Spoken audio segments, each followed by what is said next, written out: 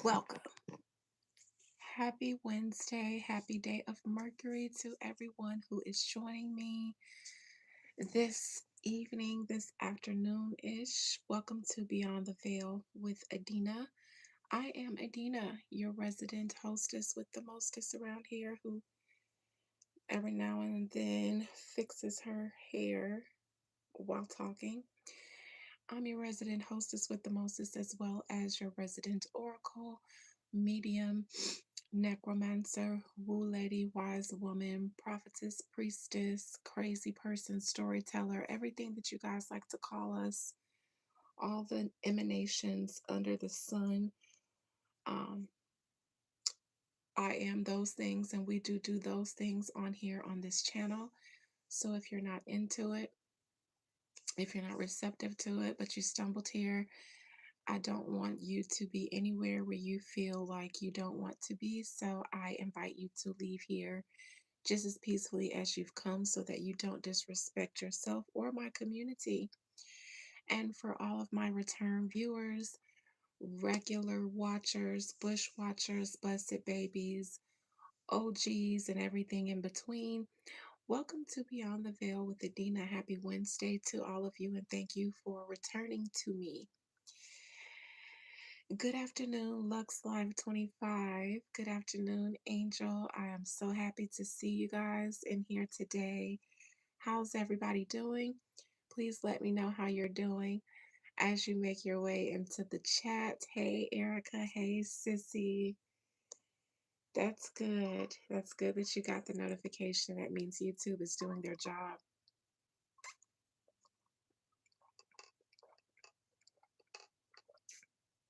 Ooh, I'm so thirsty. It's just apple juice, by the way. Hey, Adorned. You guys, Adorned has a nice voice as well. You sound really pretty. I think it's one of your songs that was attached to one of your videos that I liked. I low-key stand a little bit Adorned. I do. I'm not gonna lie. I like pretty and talented people. It's very Libra of me. Very superficial. Very shallow. And hello, I am the shallow end of the pool. Pretty and talented. We stand. Hey Mari, how you doing, honey bunny? You sleepy? You had a good lunch, Angel? I know that's right. That itis kicking in. All right, you guys. Well, I won't make you guys wait too long because there was a viewer on one of my videos that just recently today commented under one of my videos, and they put a timestamp for when the reading actually starts. And I thought, damn, some of y'all don't want to hear what I gotta say. Y'all don't want to hear what the South got to say, but the South got something to say. Okay. So I thought, well, let me try to get to the reading a little quicker so people don't have to timestamp when I stop talking to my viewers and actually get on with what they came here to see. I just, what kind of hostess would I be if I don't greet everyone and, shoot the shit with everyone before we get, yeah, that timestamp that I was like, ah!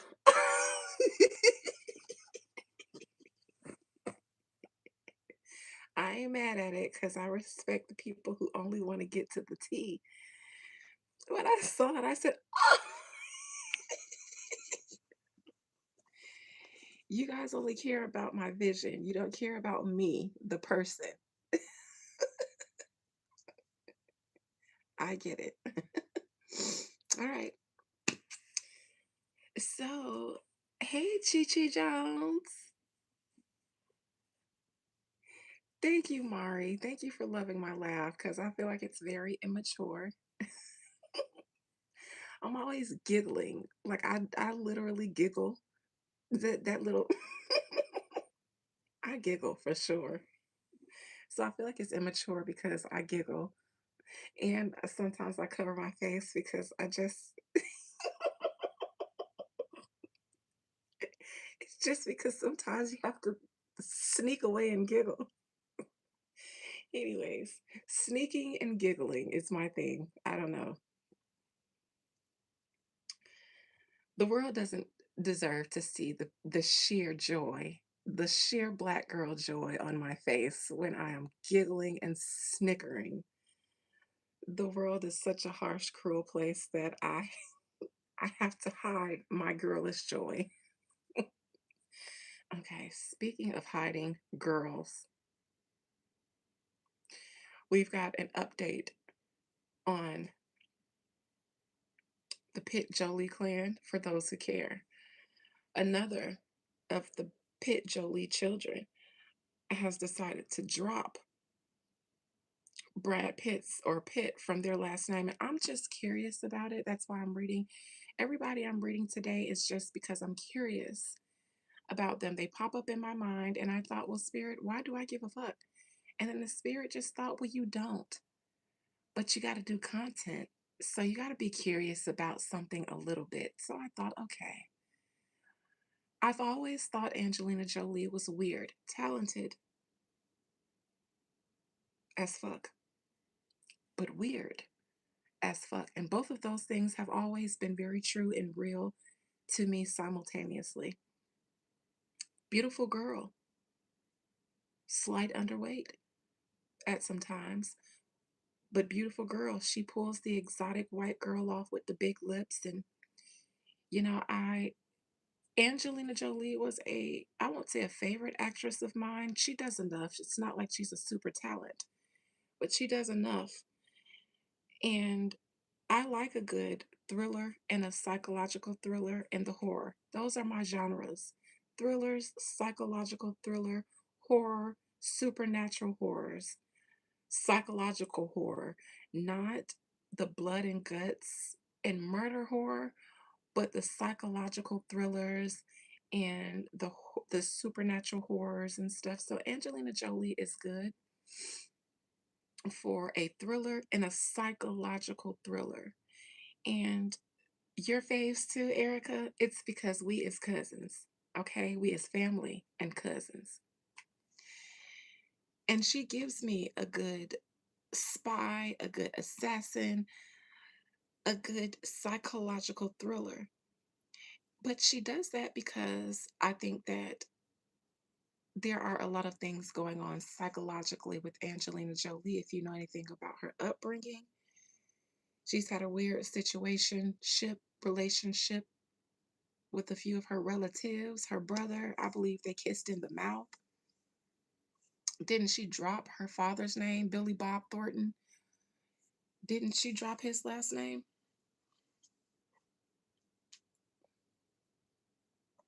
Hold on. Did Angelina Jolie, look, kiss her brother? That comes up first.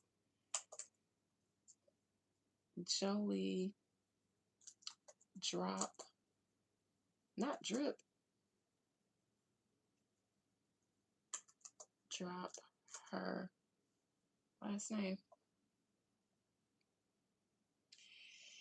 Angelina Jolie legally dropped her father's surname, Voight, to distance herself from a difficult and estranged relationship with him.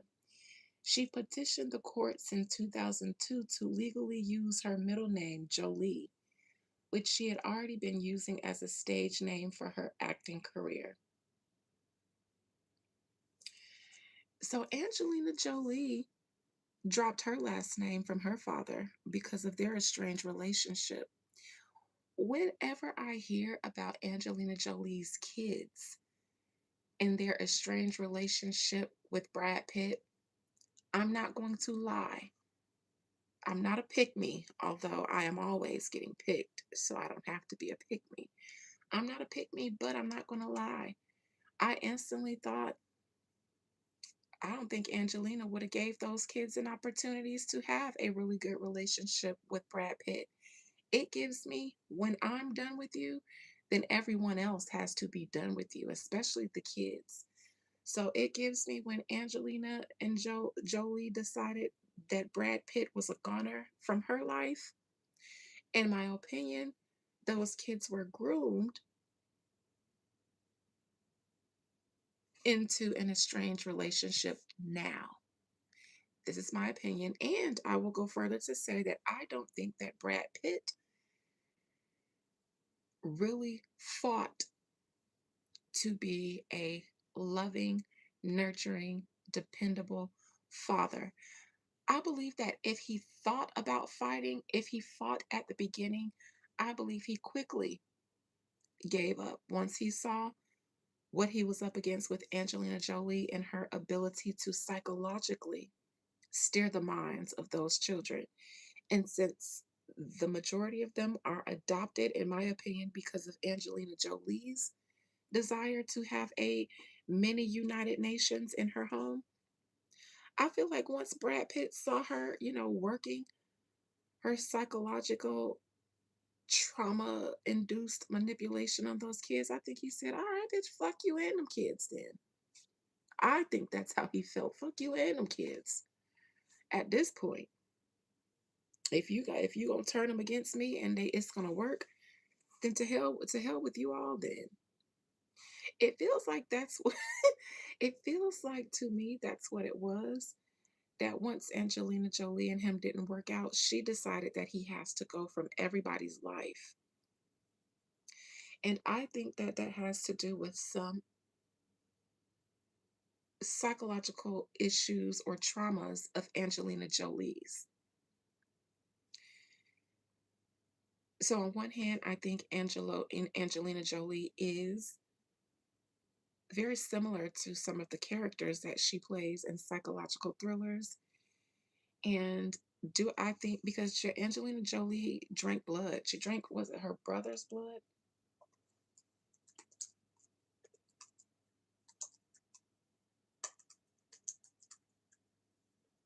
Billy Bob Thornton, her husband. It says no, they neither drank each other's blood. The rumor stems from the early 2000s when the couple married from 2000 to 2003 famously wore vials of each other's blood around their necks. Both actors were clarified that the tabloid claims about drinking blood or living in a dungeon were blown out of proportion.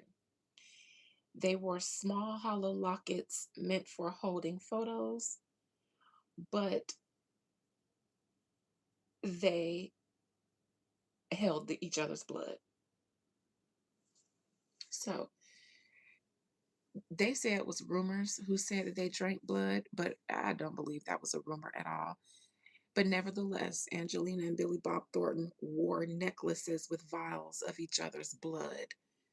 Um, and because I'm a woo lady and I do rituals, I see beyond the, oh, it's just so edgy and all of that stuff and they're just so in love. So I know that, oh, I don't know what her sign is, but if she's not a Scorpio, she should be. She should just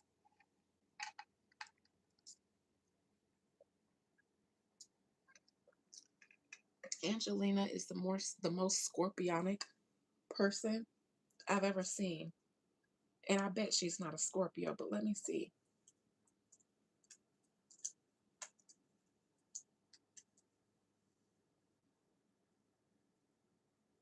Gemini, that's the other serial killer sign.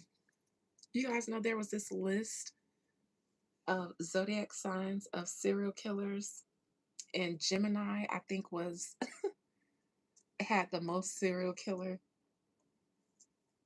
Let me see. Serial.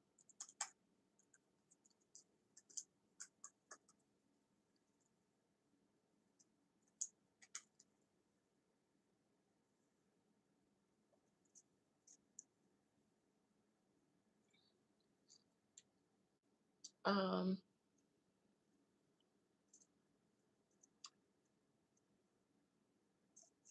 it says,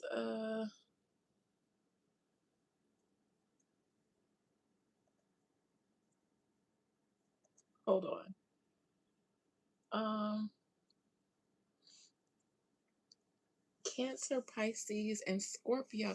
Cancer, Pisces, Sagittarius, and Scorpio account for almost 40% of serial killers. I am sure. Pisces and Scorpio. Mind you, all the water signs are in there. Cancer, Pisces, and Scorpio.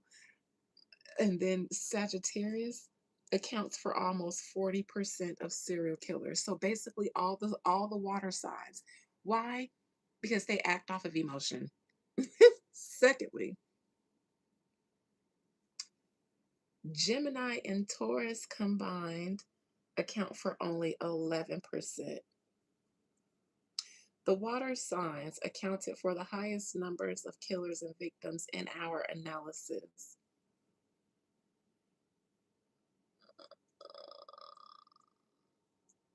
Gemini and Taurus have 27, but they're at the lower of the list. I saw another list before. It had a lot of Gemini and um, Scorpio. Nevertheless, you're a Scorpio, Carol.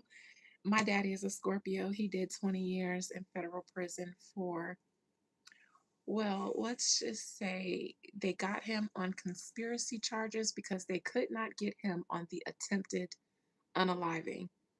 They didn't have the evidence needed to make that stick. So all they could make stick was the conspiracy.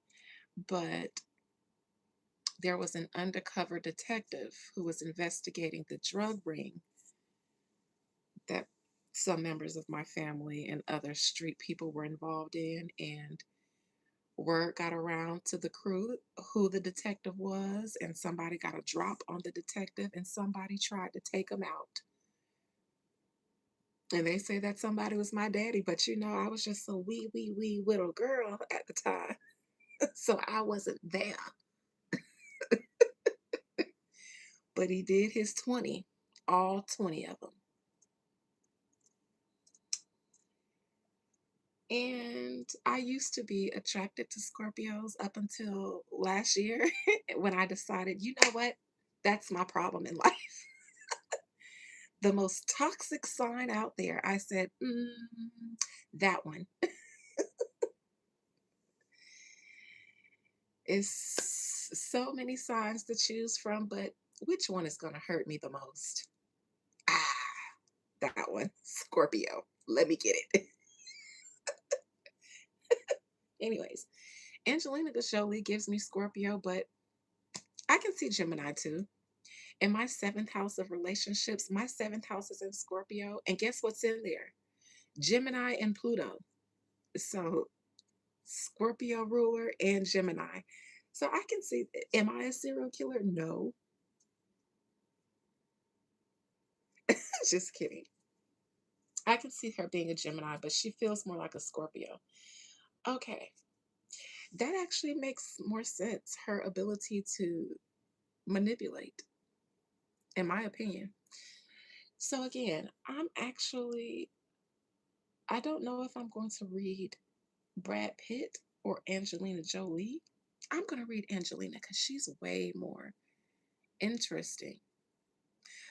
And I'm going to just see how she feels about her children not wanting anything to do with Brad Pitt. That's how I'm going to approach this. Okay. Hey, Mama Fakit.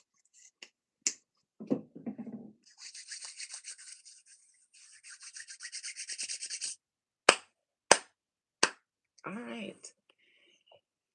Angelina Jolie gives me a strange one indeed. Chi Chi, I love that for you. As long as you're not me, I love that for you. I love Scorpios, and they love me back until they want to kill me. I don't know what it is about me and Scorpios, but for me, I guess my Aries stellium, I don't know.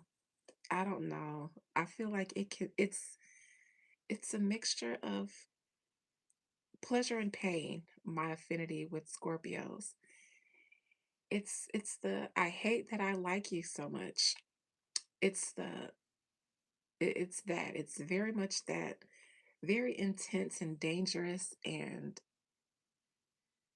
sexy, but dangerous and bad for me, but I like it. I love Geminis. My husband was a Gemini, and one of my bestest friends is a Gemini. So I have Gemini and Scorpio in my relationship house. I married a Gemini. I have a best friend that's a Gemini, but I wasn't attracted to the Gemini I married, but we had a good relationship until it ended. Scorpios are who I was attracted to. I dated a Scorpio and I had a best friend that was a Scorpio. All bad. All bad. So my house of relationships has very much a real experience to it about what's good for you versus what's good to you.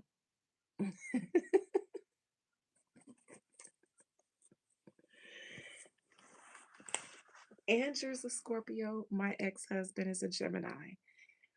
Would I have chosen my ex husband in a lineup with Andrew? No. I would have chose Andrew several times over.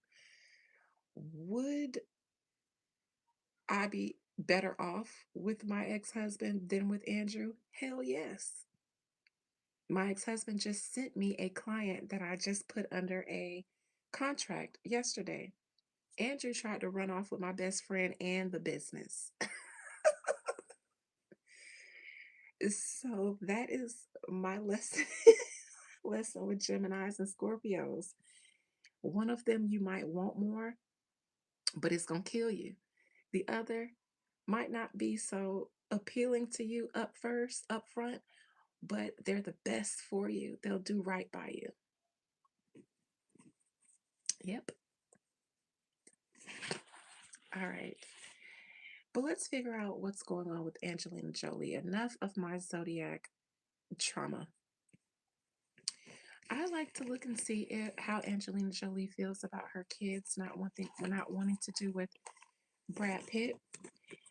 And I'm asking how she feels about it because that'll let me see how she's approached it over the years.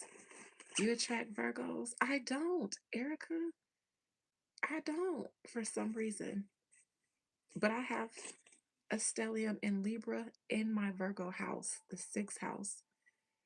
I don't have anything but Mars in Virgo, and it's in the master degree, 29 degrees in Virgo. That's it. I've never attracted a Virgo ever, ever. Not a Virgo male. My favorite cousin is a Virgo. I don't have a favorite uncle, but if I did, my favorite uncle is a Virgo. I love Virgos. Somebody that's worked in HR and business administration, I always said you need a Virgo on your team. Virgos keep the back end together. They notice details. They will critique you, but for your own good. And I like that. So last HR job, there was a Virgo office girl, and she noticed everything about my appearance, about the office, everything, and I hated it, but I loved it. Virgos are valuable. If you can get past their harsh critiques and just understand that they see something that's going to benefit you, then you'll love Virgos. I love Virgos. I think they're one of the most useful to me. As a Libra, I am here for the Virgos. I would hire a Virgo uh, very quickly.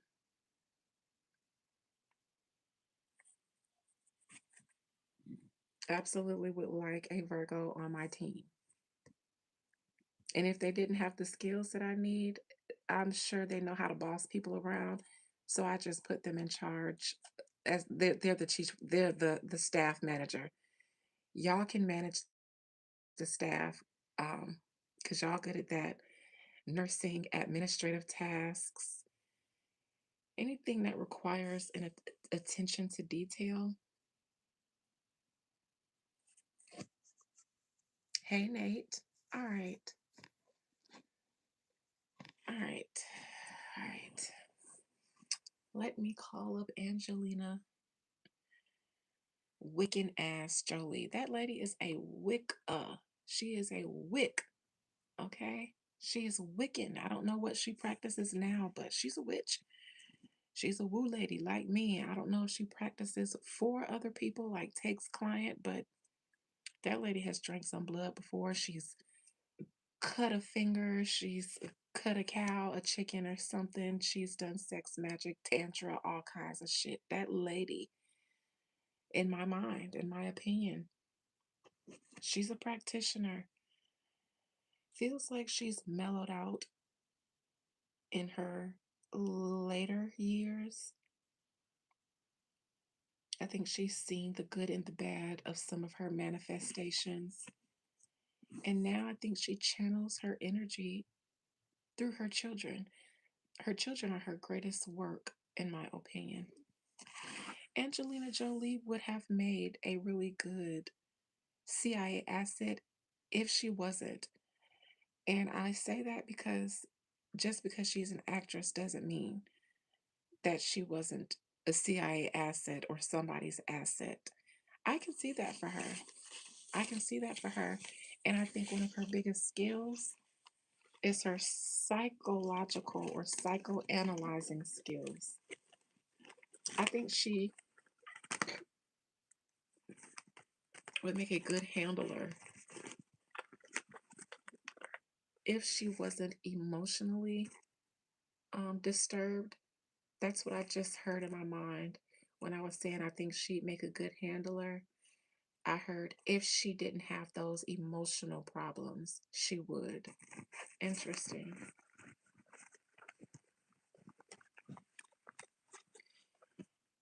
It seems like what I wanted to pick up on is Angelina's psychological issues, which also are her skills. It's like the curse is the cure. But what spirit is correcting me on is emotional issues. Her mind is sharp, clear, sharp as a tack, like a Gemini. Her emotions, though, which is probably why I thought she was a Scorpio, one of the water signs.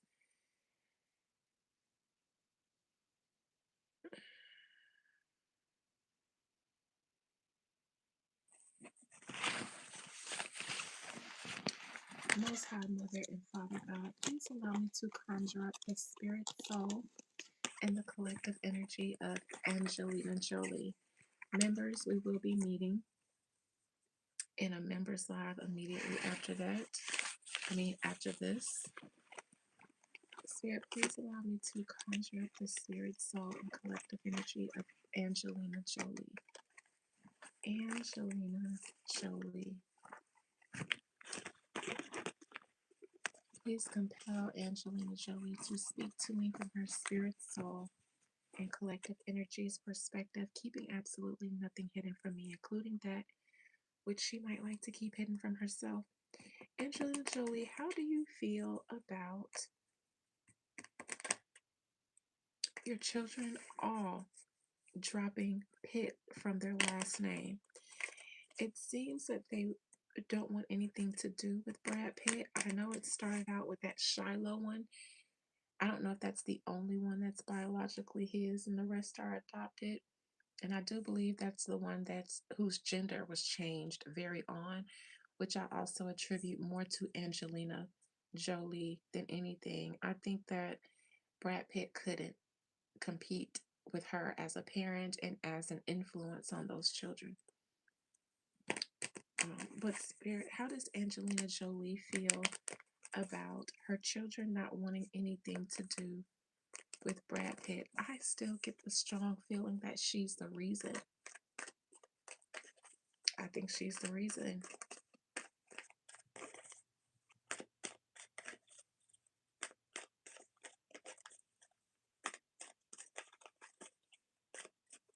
The one that's biologically his, that's the one whose gender he grew up, or I don't I don't know what it was born as. Like grew up transgender. Imagine what that would do to a man, or what message that would send a man if he doesn't agree with his child being raised that way. But you take the only one that can give him a legacy and then turn it into something other than what it was born as. And I say turn it because children cannot make those kind of informed decisions for themselves.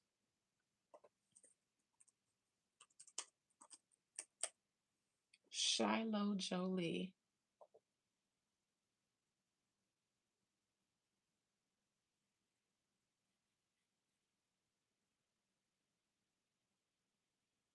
It's the daughter of Angelina, but wasn't Shiloh born a boy?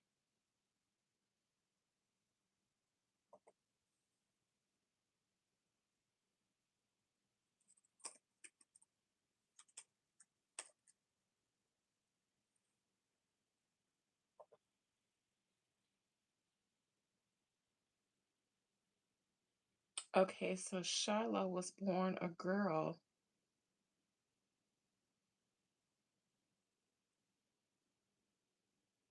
Okay. And she presents as a girl too. Why did I think they was raising Shiloh as a boy at some point?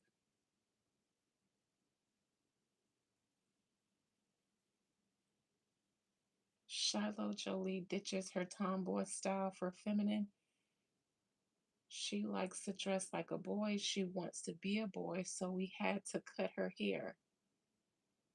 Yeah, I remember that. See, I wasn't tripping. I was gonna say I was tripping, but yes,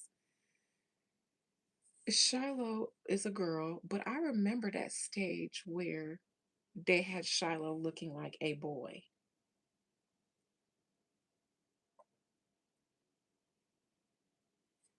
Yes, here we go.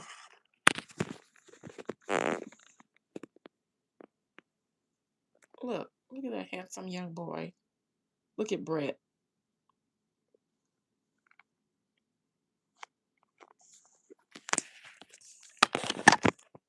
So Angelina Jolie gives me one of those Charlize Theron types of mothers. Um, Mommy Dearest. Um, the only difference is, in my opinion, Charlize is scary to her kids, and Angelina would be scary only if her kids didn't seem to be influenced by her. It's almost like as long as they are influenced by her, they're safe. But if any one of them seemed like they weren't effectively being programmed, then she'd be crazy. Anyways, looks like a beautiful, handsome young man. But that's after they cut her hair and made her, start dressing like that. Very strange people. All right, Angelina, how do you feel about your children not wanting anything to do with Brad Pitt? In my mind, I keep hearing I made them that way.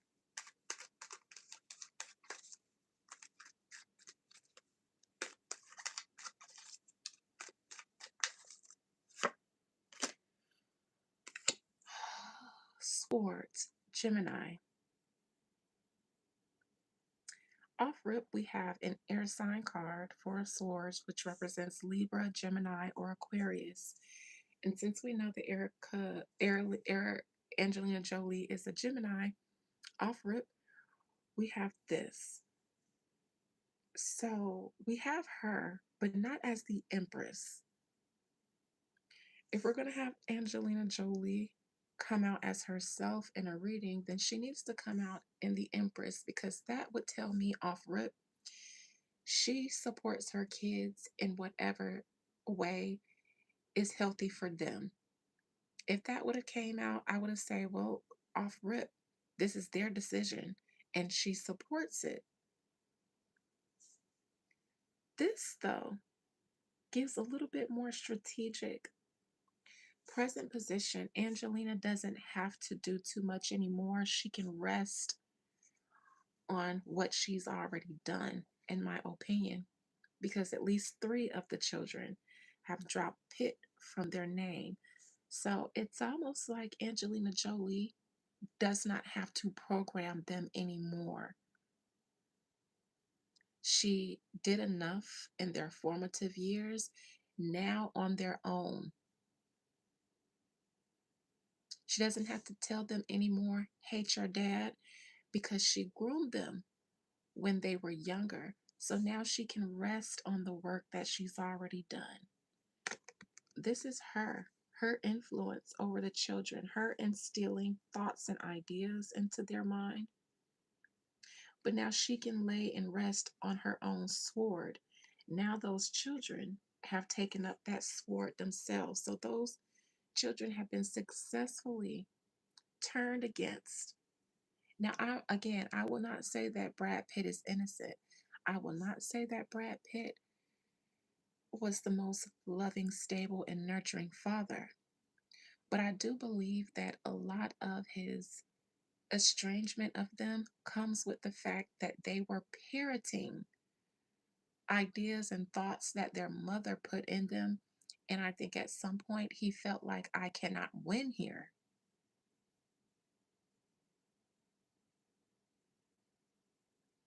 I think that incident with him and Shiloh getting into it on the plane, or whichever one of those kids that they said he had a physical altercation with.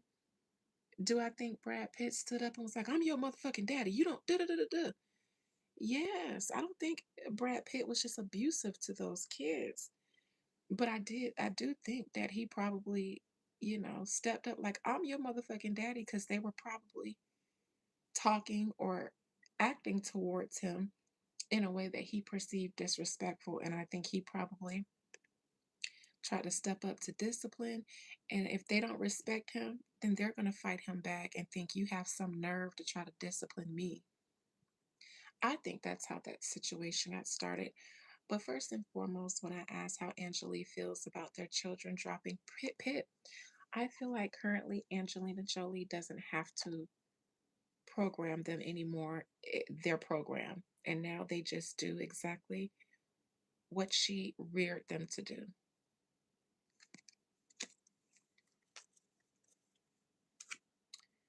Challenge Seven of Cups in reverse.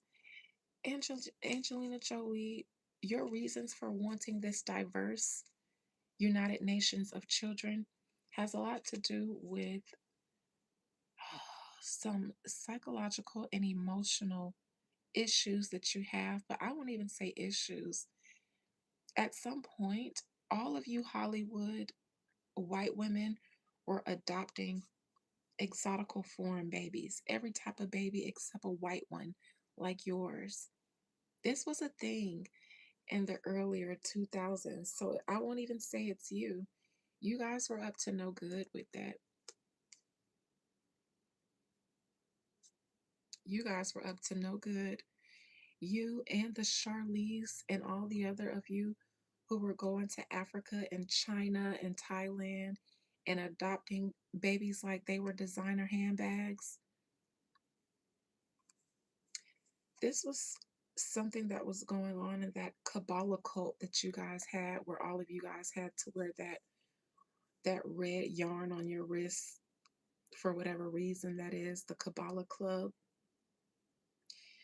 Were you guys gathering babies so that they can, access their blood or their DNA, blood types and things like that? Various types of blood for rituals. Just there's something very strange that you guys, and I'm not just talking about you, Angelina, but you guys who went through that phase of adopting designer babies like like Birkins.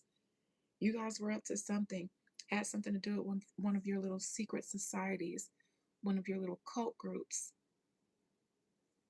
Also, people like you, Angelina Jolie, are poster children for secret societies and cult groups. Madonna, too, absolutely. Forgot about her, but she's a witch who does not hide or deny that. So, a little coven activity, a little ritual activity.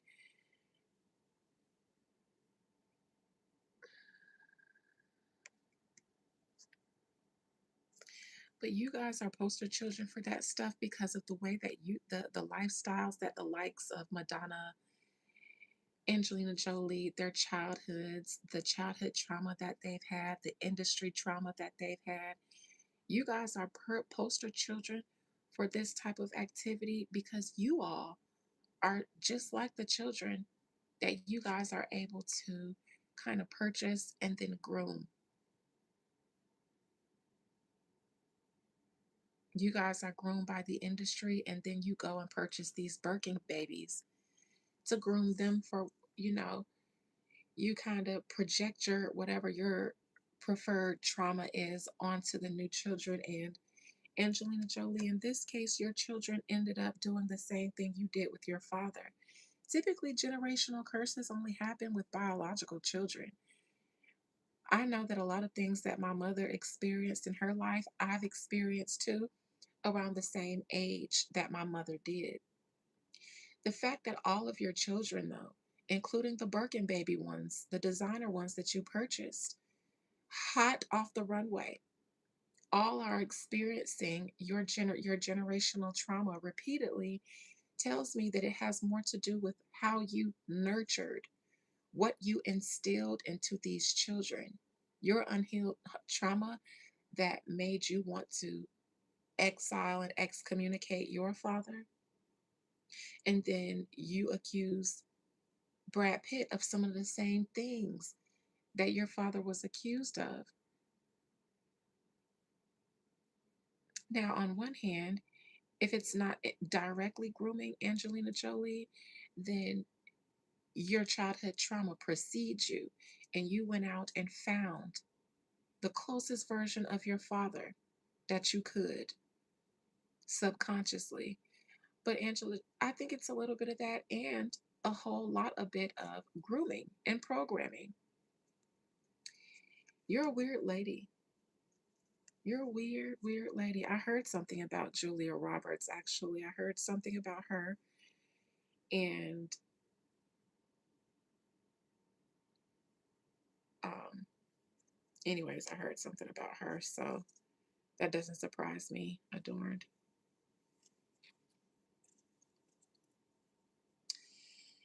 Angelina, I see so much of your childhood and your life in this Seven of Cups.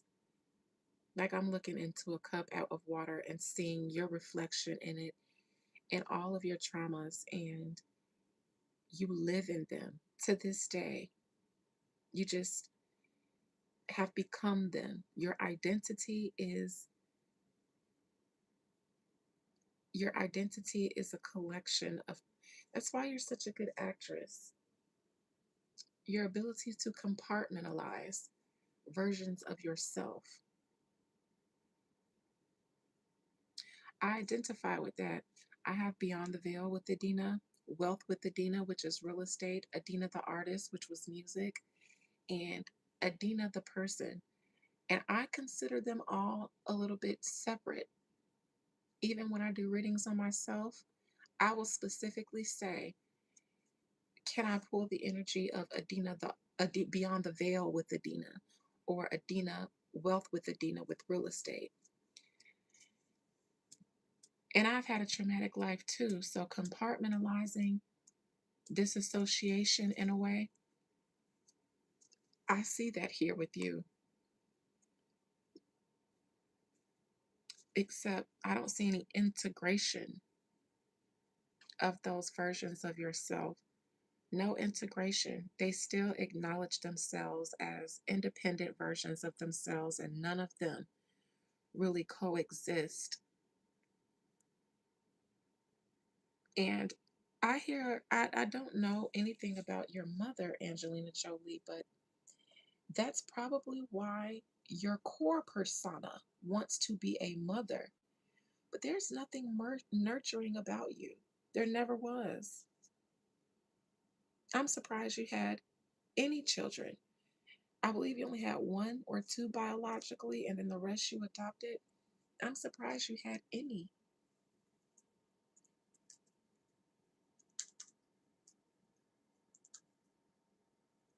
Because I don't feel like you integrated your personas as well, your fractured personas. That's why I think it's you have to go and get a rainbow coalition of children. You needed a different child for each different version of yourself. And then your core persona was supposed to mother and nurture all of them with the husband, the kids, the home. But your core persona hasn't integrated or isn't even the integrated version of all of your splits. Your core persona can't even manage all of your splits. So each child represents a different version of yourself, a different trauma that you're trying to overcome, a different version of how you see yourself. And all of them look like your childhood trauma. All of your children have the same issue with their father. So all of them, no matter where they come from, no matter what their race or ethnicity is, look like you.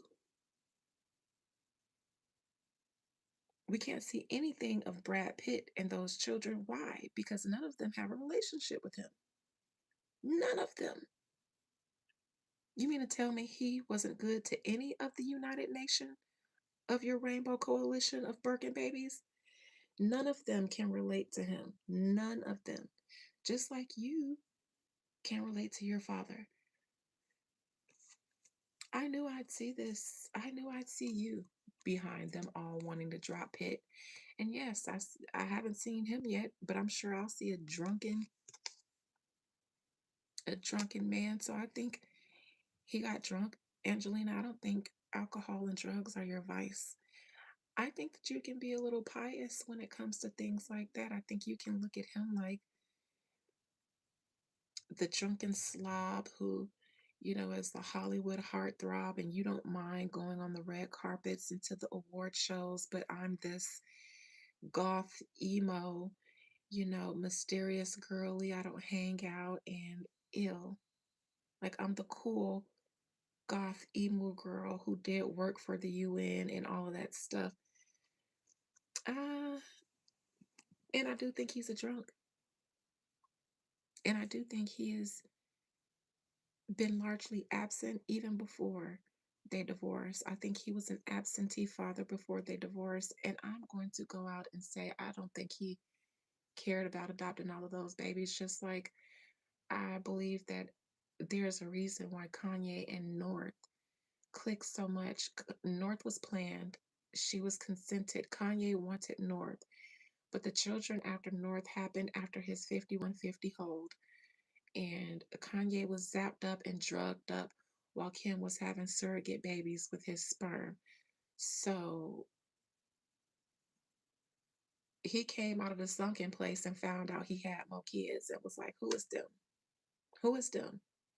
He got to get to know them. Brad Pitt, I think whatever Hollywood elite stuff they were doing at this time, where their coven was all collecting a rainbow coalition of United Nations of Birkin babies, Brad Pitt is Hollywood too. I think he was just like, yeah, sure. My wife signed up for it. Sure. Just pour me a drink because I ain't got time to raise no rainbow coalition of kids.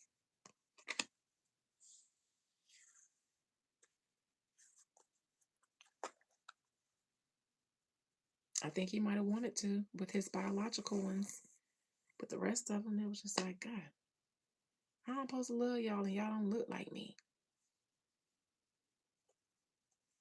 Tristan is a damn fool. Tristan Thompson, he's a fool. He belongs right where he is, and that's in the sunken place of the Kardashian psychological and spiritual basement. He belongs there. He belongs there. I have no pity, no empathy, sympathy, or regard for Tristan Thomas. He belongs right where he is. They got a good one with him. I hope they suck all of his ashe and energy for the rest of his life. He's like their human energy ball. And I hope they him for the rest of his life. I think there's no place on earth that he wanted to be other than up under the Kardashians' fix a flat inflamed ass cheeks. I think he probably thought getting in with the Kardashians was the pinnacle of his career. I think he thought, yes, I am in between the cement cheeks. I am here and I ain't going nowhere. And they've been harvesting his energy ever since. And then he's just been sitting there shriveling away with a smile of glee and ignorance on his face. He belongs.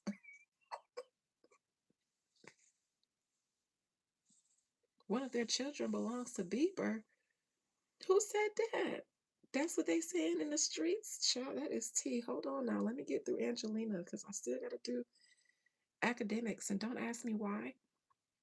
But I told you guys that I've gotten back to just allowing spirit to tell me what readings to read and not trying to keep up with where I think you guys have your interests. So spirit said DJ Academics, and I actually fought with spirit. I was like, no. Spirit was like, yep. And I was like, no. They was like, yes. I was like, no. They said, remember when you kept hearing Big Fat Lizzo in your mind for weeks, but was trying to be a nice Libra and not do a reading titled Big Fat Lizzo? And now everybody's saying Big Fat Lizzo and she's all over the. And I was like, yeah, but I charge that to the game. I don't give a fuck about DJ Academics. And they said, you don't have to. Just do the reading. And I said, God damn. I even told my members last week, no, Adorm, don't be sorry for nothing. I might read on it one day. I just hadn't heard that.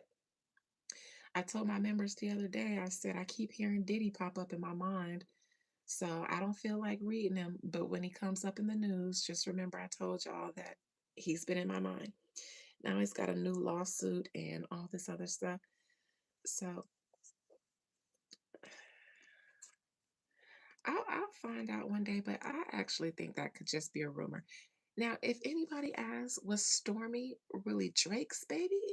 Or was one of the alleged Kim and Kanye babies one of Drake's babies? I might be inclined to believe that more than a Bieber baby. You know, those are half chocolate babies. Only Courtney has the all vanilla babies. So which one of them is supposed to be a Bieber baby when all of them got coiled hair? A Drake baby, maybe. A Bieber baby? I don't know. You think Stormy is Tyga's? I wouldn't know.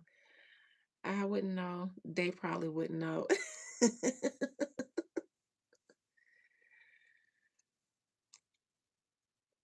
They say Courtney's babies is a Bieber baby.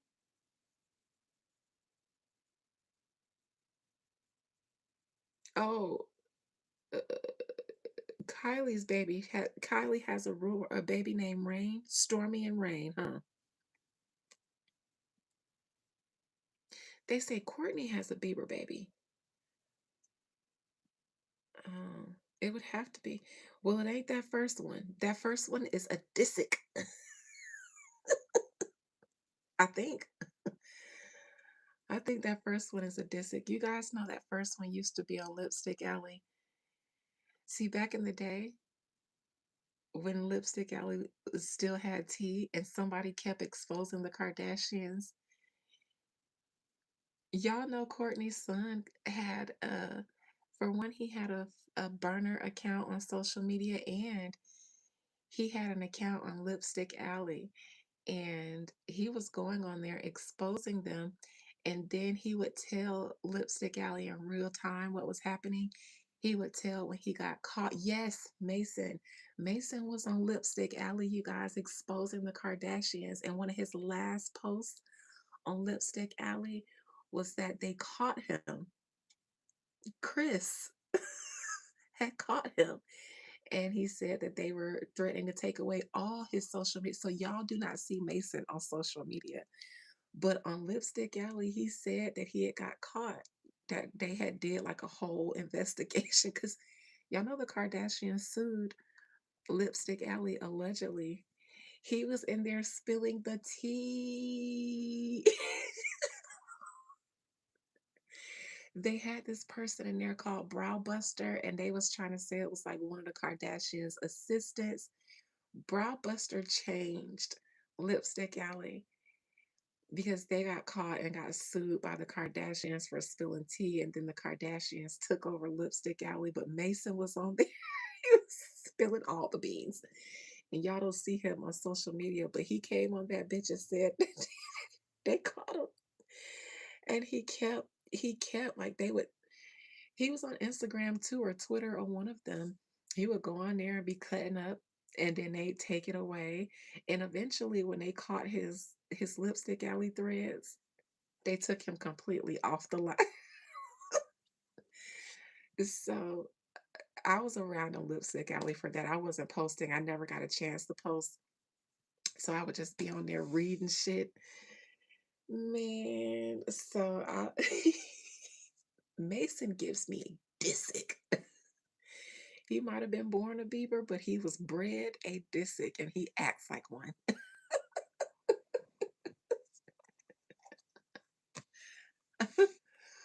Oh gosh. Oh, he must have absolutely hated them. The poor men in that family. It's okay if you're a man who joins the family, but the men born in that family, where they at? Why do they want to keep the men in the basement? His younger brother from Courtney is, y'all, that's too much tea for me. I can't. But I heard so many things about what the Kardashian vaginas have done and been through. Just throw anybody in the lineup, and I might be inclined to think it has some validity. He don't have no account nowhere. Mason doesn't have social media at all. North does. Mason is older.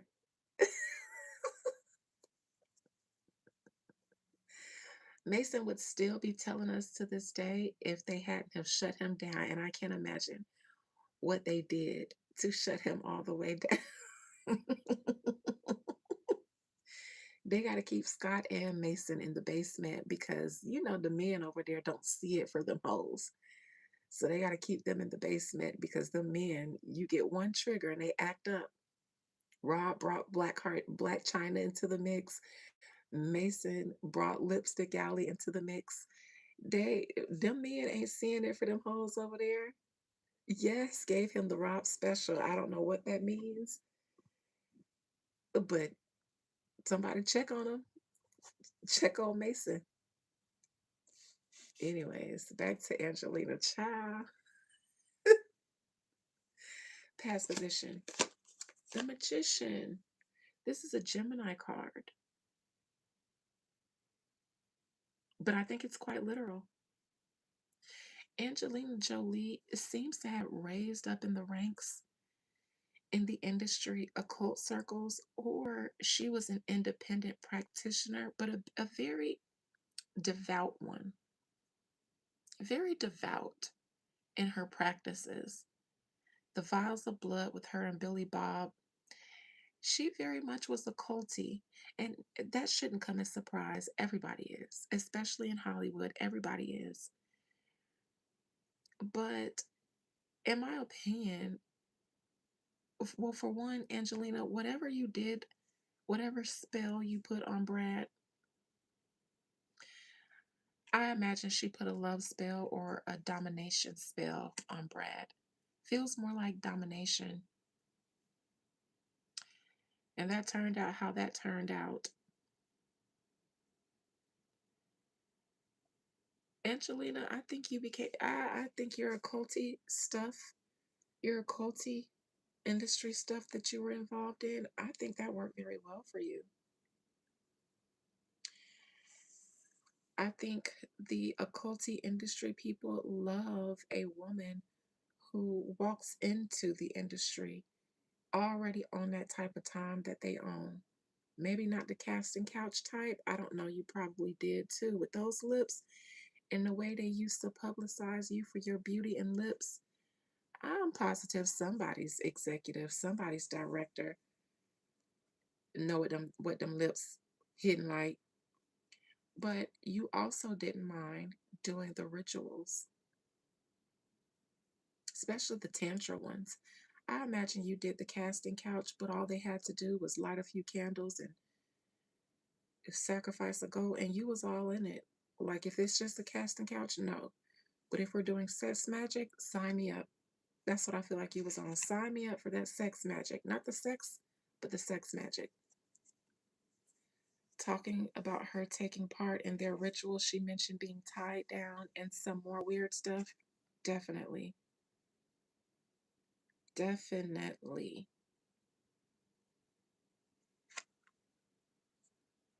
Did she curse Jennifer's womb? Hmm.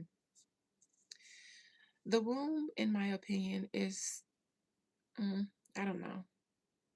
She stole that man from Jennifer. I'm of the belief you can't steal a man. One thing that's more powerful than conjuring a spell is a woman. She is the spell, especially her vagina. If you got good vagina, these hoes can put every spell in the book on a man. Ain't nothing gonna break him from the spell of that good cat. I said she used a spell. I didn't say on Jennifer. I said to get Brad or to keep him. No, I feel like she worked him afterwards, after they were together. No. If she put a spell on Brad before they got together, the spell could only work in that regard, making him leave his woman if he wanted to leave. In my opinion, and in my professional experiences, women don't typically do spells to get men. They come and do the spells once they got the man. Every woman that I know who's done a love spell, it was on a man that was her man to keep him, not to get him, but to keep him. I don't think Angelina Jolie had to put a spell on any man back then in her prime to make them leave home. She was hot. She was the hot ticket. She was the hot tamale. She was sexy. She was in demand, talented. And he's a white man. That's all it really takes is a devil in a blue dress to come along and they'll be looking at what it can do for their career and things like that. You know, it ain't no love and loyalty with them. No, no, no, no, no, no. I don't see her using one to get him to leave. I think all she had to do was walk by and lick them big old exotic white girl lips, and he was took. And Jennifer must ain't got no good cat because I have seen that work against another woman trying to interfere in relationships. Good cat, I'm telling you. The vagina is the house of magic. So a woman can sit at her altar in front of a candle all she wants to make a man leave, but he ain't getting up out of that vagina if he up in there and it's good. Because while you working woo to try to, compel him to leave, he hitting that thing. He inside of that warm, wet vagina praying to God that he never has to leave. His magic stronger because he inside of a warm vagina. So he's in the magic store. The other woman, she just, hoping and wishing and praying with all of her might. But that man is inside of that lady, good cat, saying, my God, make this my home forever. I don't never want to leave this cat. I want to hit it for life. Jennifer said she used Chinese rituals. Do Chinese like white people like that? Everybody else have closed practices. Only the blacks, actually only the Africans, because you can't go to a hoodoo practitioner in the United States if you white and think they gonna let you. No, no, no, no, no, no. You got to take that to the Caribbeans and the Africans. They'll let you in. Jennifer, you should have used a Nordic ritual. Yes, the Africans would have gave her some woo that work. Jennifer, the Chinese people ancestors wasn't finna fuck with you. You know they loyal to their community. So they ancestors seen you praying to them and said, Me dang dang ba. Ding dang bang dang da. Mm-mm. Mm-mm. They said, hurry up and get out. Hurry up and get out. Mm-mm. Mm-mm. That was the problem, Jennifer. See, these whites, they just start praying to everybody ancestors and everybody gods and getting all kind of curses and hexes thrown at them when all they got to do is go pray to their Nordic gods or to the to the African ones.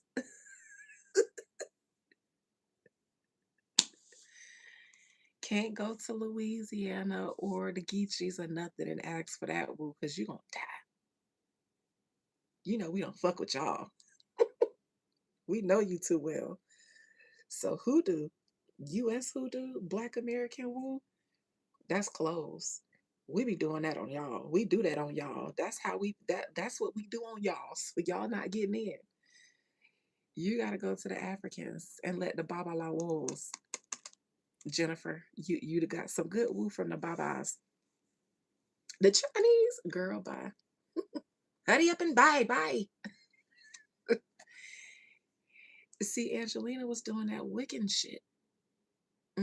She was probably praying to Hecate, okay, and Yahweh, El, and all of them, Tetragrammaton, all of them, the Western gods. Yes. Lilith. You know, Angelina Jolie did a nasty Lilith ritual. That was probably her patron, her matron deity. You know the white girls, the white witches, they love Hecate and Lilith. Boy, that is the white. Listen, shout out to the white Wiccan girls, to the Wiccans, to the white witches. Shout out to y'all. Y'all love a nasty Hecate and Lilith ritual. Yes. Y'all love a nasty cord cutting. Boy, y'all is gonna burn a piece of yarn in between them candles. Boy, shout out to the Wiccan girls and they Hecate and Lilith rituals. You know Angelina did a nasty Lilith ritual.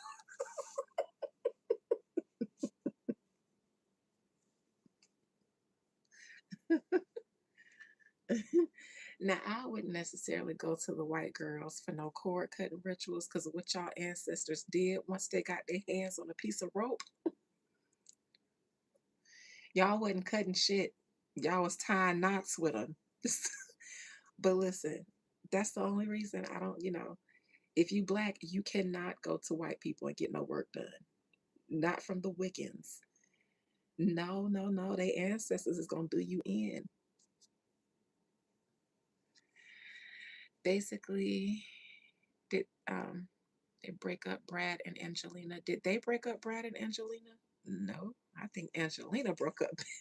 I think Brad and Angelina broke up Brad and Angelina. I don't think they get that involved unless they have to, like unless the parties involved are essential, both of them equally essential. No, I don't think they involve themselves in their relationship that much. All right, your future for Angelina Jolie, death in reverse. Is there one of the children that haven't completely cut him off? Have any of Brad and Angelina's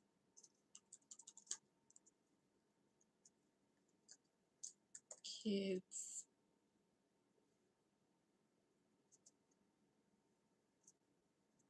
let me see do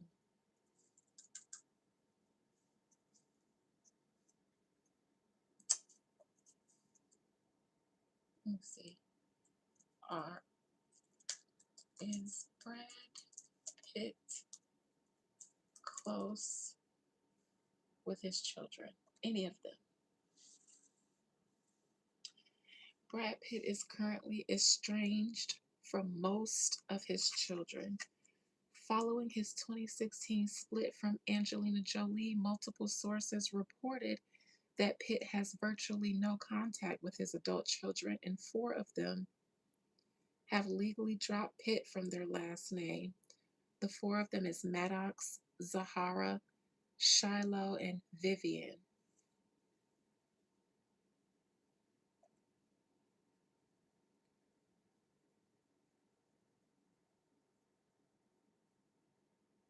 The twins, Knox and Vivian, are currently 17, and he still has visitation rights with the twins, but his contact with them is limited. Now, are Knox and Vivian adopted?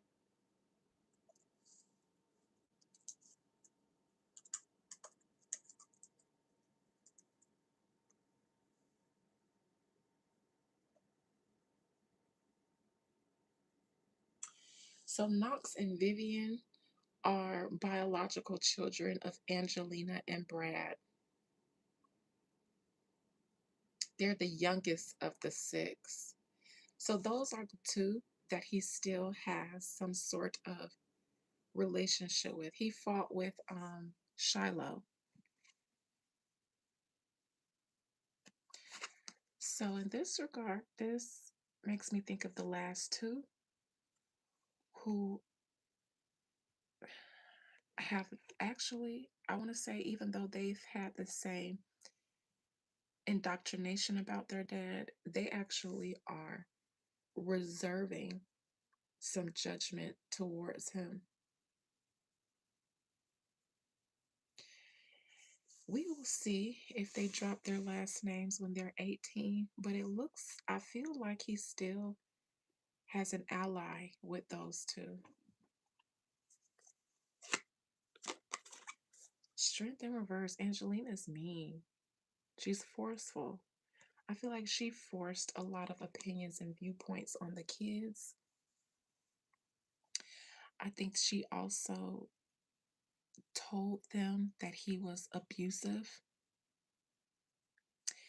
I can see things in my mind and hear things like Angelina and Brad getting into loud fights in front of the kids. But in my opinion, Angelina would victimize herself in the fight if it was in front of the kids. I can see an argument in her kind of not escalating, but being louder. Like I can see him say, "Keep your voice down, the kids." And I can see her kind of screaming and being emotional, but screaming as if she was being victimized, but wasn't. I can see her being mean when no one's around, and then when a kid would walk through, I think she would respond as if he was being mean or aggressive with her, like a talented actress would know how to do. I think she absolutely was. I think she was a little bit violent. I think that when they fought, it wouldn't be one sided. I think she was manipulative, especially around the kids. I think if they were both engaging in an argument, if there was an opportunity to display these behaviors in front of the kids, she'll know when to turn on the victim and to turn off the equal participant or even sometimes the antagonist.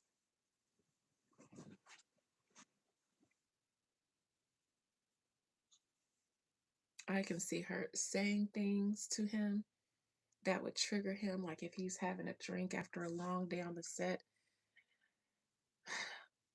Are you sure you're going to have a drink tonight? Are you sure you're just going to have, another one? Are you having another one? Well, when you drink, I get afraid of you. And I just think that that man might just be like, bitch, shut up and let me just have this drink. And ain't nobody. And then eventually there's an argument or, yeah, Brad's out there drinking. I'm just so concerned that he's going to get drunk and he's going to start a fight. And he can be out there just minding his business, trying to unwind, have a drink. And is that your second drink? Are you sure you're not drunk? You're not too drunk? I really think that you should put that down. And he's like, bitch, now you finna make me mad. You know how somebody asks you, are you mad until you get mad?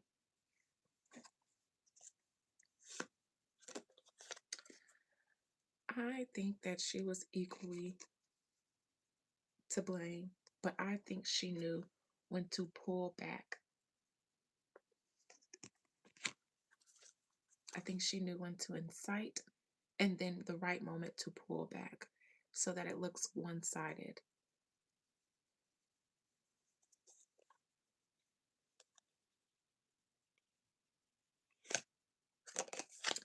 This is what I was looking for when I said I feel like the work that she did on him was more domination than anything else. This is what I had in mind.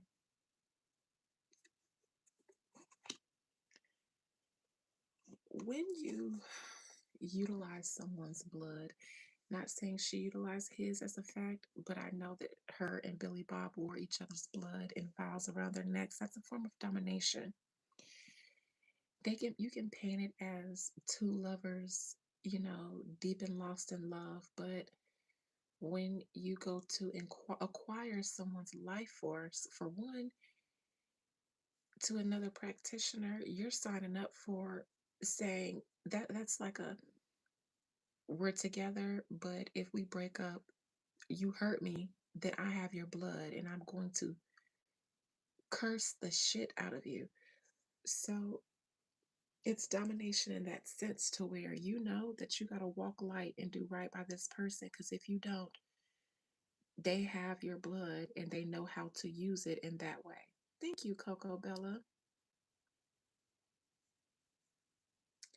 I am a woo lady, Diamond 125. I practice the old ways.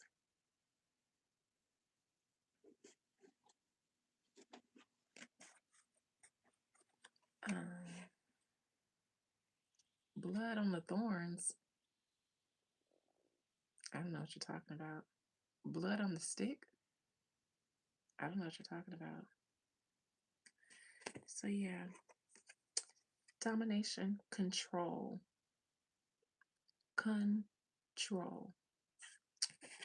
Look at that. Has she cursed the shit out of Brad? Yes. Did she do a domination spell on him when they were together? Yes. And who knows what else the fuck else? When you're a practitioner, you do woo for every circumstance in your life, but did she work Brad over? Yes, she did. And was Brad too busy being the heartthrob and Hollywood A-list actor and drunk? You thought I was putting spells on people? Let me get you up out of here. Yes, he does. That's exactly why, Leo. And fun fact, pay attention to that stuff every day in real life too. Because it's regular people out here being sucked dry in the same way. And y'all trying to figure out, dang, why they look like that. Be careful of these women in people's lives. These women, I mean, everybody practicing now, but practicing on each other. Everybody is hexing each other and making each other fall in love or hexing. That's all everybody's doing. Trying to make somebody fall in love or hexing somebody. It's crazy out there, y'all. Be careful. Cynthia got her good.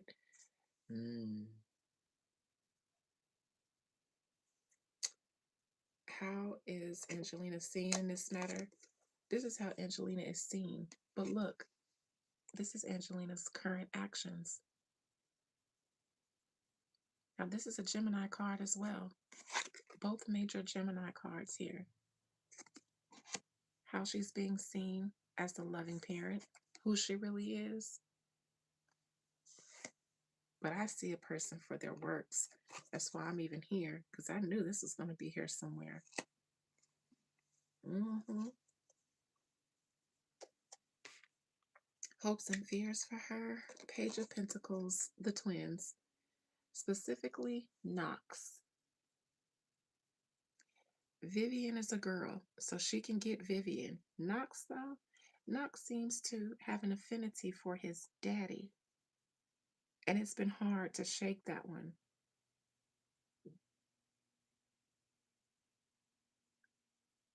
Ironically, she's concerned that Knox will have a relationship, a solid relationship with his dad. That's her fear, not her hope. But to someone who likes control, I can see that being a fear. Nobody but the Busted Babies adorn. Nobody but the Busted Babies. Oh, an honorable mention, money. Everybody want that too. But I notice it's been backfiring for everybody. I've been seeing stories and results of money woo, love woo, and all of that backfired. I've been seeing people lose everything, doing the same tried and true rituals. I said this a while ago though, that judgment was going to visit the spiritual community, and everybody who was wasting space in here was going to get visited. I said this a year or 2 years ago almost. Wasn't nobody listening to me then, but I just been what I don't lie, sissy. I said it was coming. I said it as a message to the spiritual community because I wanted them to stop. But they ain't even able to produce money no more. I've been seeing them go broke, get locked up, and everything because all technology gets upgraded, including spiritual sciences. We should be evolving with it. So imagine if spiritual science that we need to be effective today in the age of technology has upgraded too, but you're still practicing the outdated model, and you don't know that spirits have are now working to the 6.0 version. You don't know that because you're not tapped in. You're not tapped in with personal growth.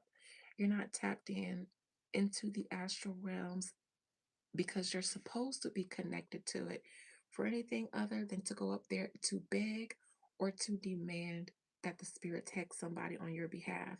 So, since you aren't asking about anything else, aren't checking for anything else, then you will get left behind with the obsolete version of magic. And that's what these people have been doing, left behind. Even in the spiritual community, practicing the same rituals that you thought was going to work, calling on the same deities, giving them the same offerings. When they said, ain't nobody there no more, we ain't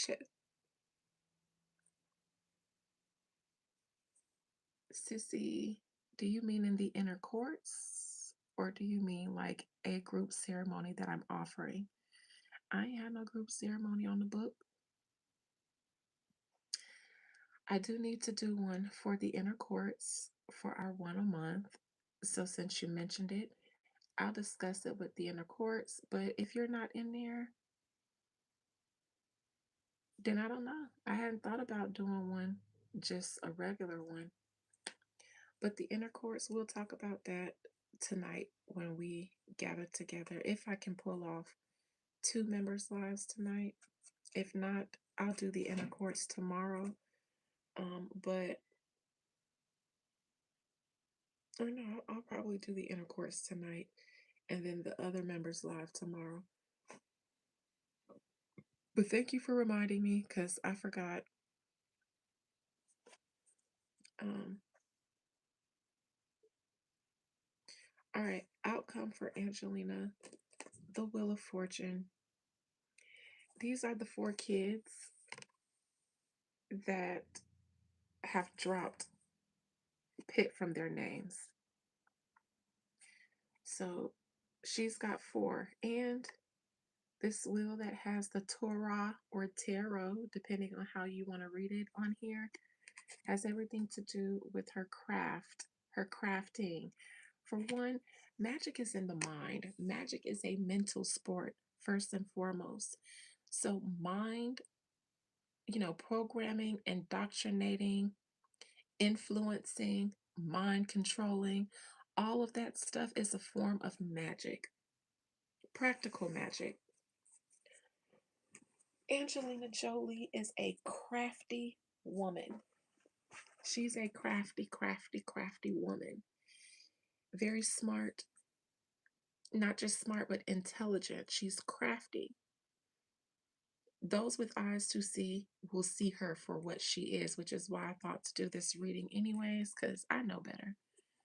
I know better, especially when I knew that she had dropped her father's last name because of their estranged relationships. And then four of her children did the same thing with Brad Pitt. And I thought, yes, he may be everything, a drunk, mean, and absentee because he works. Angelina Jolie, when you got with another actor and y'all decided to have children, you were the one who decided to put your career on standby. But you know the acting world, and you know that having kids comes with sacrifices for actors. You guys live by the code of nannies because you all have to work long hours, you have to travel, you have to promote, you have to do all that. So to hold it against this man for him being absent most of the time when he's an A-list actor, that's unfair. You can hold him being an alcoholic against him because I do see this here. I do see this here, and I think that was the demise of you all's relationship, his alcoholism.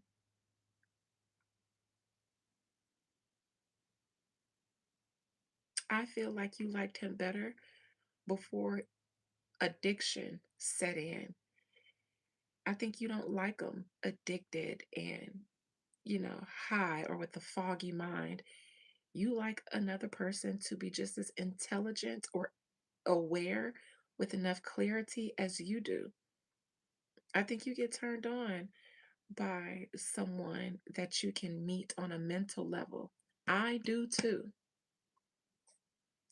I do too, Angelina. I actually think we have a lot in common.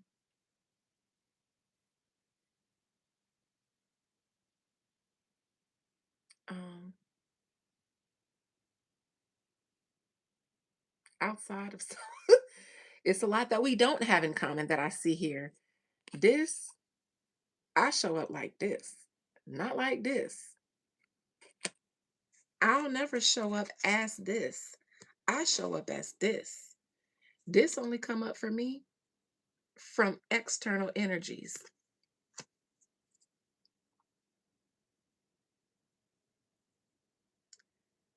I'll never have this issue, upright or reverse. I ain't never delusional about shit.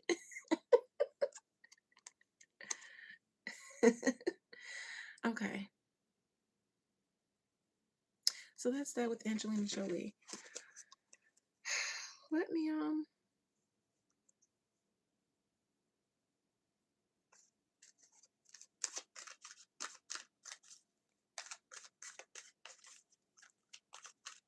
the devil. Let me see who you are. For one, she had more friends in the media. Brad Pitt had I don't believe that Brad Pitt had a leg to stand on when it came to those kids. I think all he could do was walk away and hope for the best. Hope that some of the children could find. I was right about academics and little baby. That's so random. Sissy, what made you? What did I say about Oh, about them not fighting and about little baby not want to? Girl, I knew that. I'm right about some other stuff about academics that I haven't said, but I'm probably about to as well. I'm right about a lot of stuff that I be feeling like nobody notices, but whatever. It's okay. I've since moved on from wanting people to remember when I'm right about stuff. I don't even care no more. And nothing is more liberating than not caring about how I used to. When I used to be like, I wonder if they remember me saying that. It's so liberating to just be like, I said it, shit, it's on air. So it'll live on. Now they beefing. Academics, let me tell you, I'm so glad. Perfect segue because academics is next on my docket. Academics is doing exactly what I expect him to do. And academics, like a few other mainstream new media, internet, YouTube personalities, has saw the decline in hip hop because that's where he got his claim to fame. The Chicago drill scene, all of that music was changing in the early 2000s and 2010s, and he was able to capitalize off of the new streaming era and way that music was going with all these dumbed down rappers and all these trends in hip hop.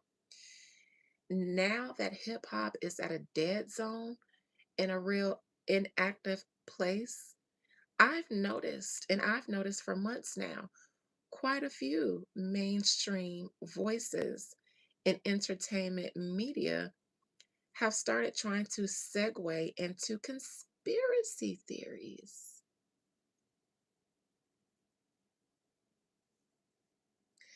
When I noticed Academic do it was a few months ago when that young man was all over TikTok or the internet because he predicted that a bunch of media platforms were going to run a smear campaign on Nicki Minaj because they reached out to him to see if he would be a part of it. And then he predicted that media stories were about to come out about Nicki Minaj and all of that. And then he blew up. And then I noticed that after that young man blew up, academics got online and started talking about Lil Baby, Jada, and Ari. And he started saying things like, y'all heard it here first. I'm going to tell y'all this, and this, and this. And I noticed that he would say things about the most commonsensical things that it didn't need a prediction. It's just like it's bound to happen at any moment. But he was trying to rush and trying to put his name, attach his name to it as if he called it or predicted it because he see how that man had went viral for predicting Nicki Minaj being talked about in the tabloids, which that wasn't a prediction either. He had reason for knowing that was coming. He absolutely does. He absolutely does. There's someone else that I noticed who's done that as well. And I put academics on this reading actually for that very reason, sissy, because I wanted to know if the call came from up top for them to start doing this type of content and why. I don't think it's all just so that he can survive on his platform now that hip hop is dead. I don't think that's the only reason. There's someone else, and all of them, never mind. Some things I'll just keep close to my chest. Some things I can't say. Mhm.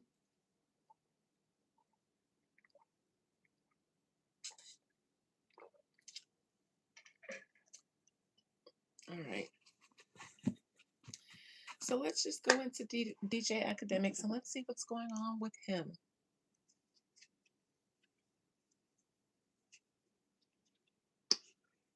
I told y'all he's a bottom feeder, and he does nothing but prove me right. And I don't say that to be shady. It ain't Nicki Minaj either. It ain't just Nicki Minaj either. If rappers if entertainment has all of this stuff going on in it, remember it's all happening on the stage of entertainment. And these are all controlled voices. Everybody has a legitimate platform that's attached to some establishment or corporation. None of these people are ever truly beefing unless their bosses say so.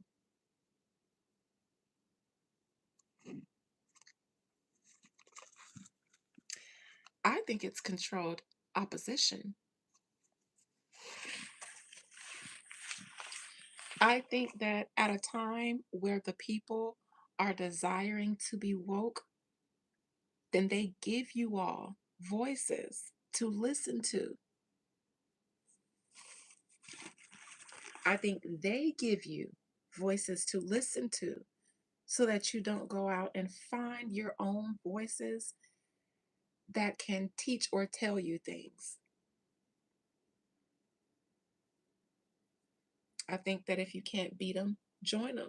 I talked about it with Kendrick Lamar and why there was a change in the way music was going. I said that they needed you guys to be woke right now. It's okay for you to be woke right now, but they control the wokeness. They gave you guys the Epstein files, and everybody now feels like they're so woke and caught up now to all the things, but they gave you those.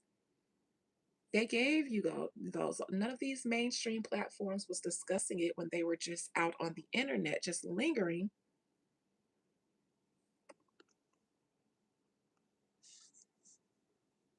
And these people had heard about these rumors before.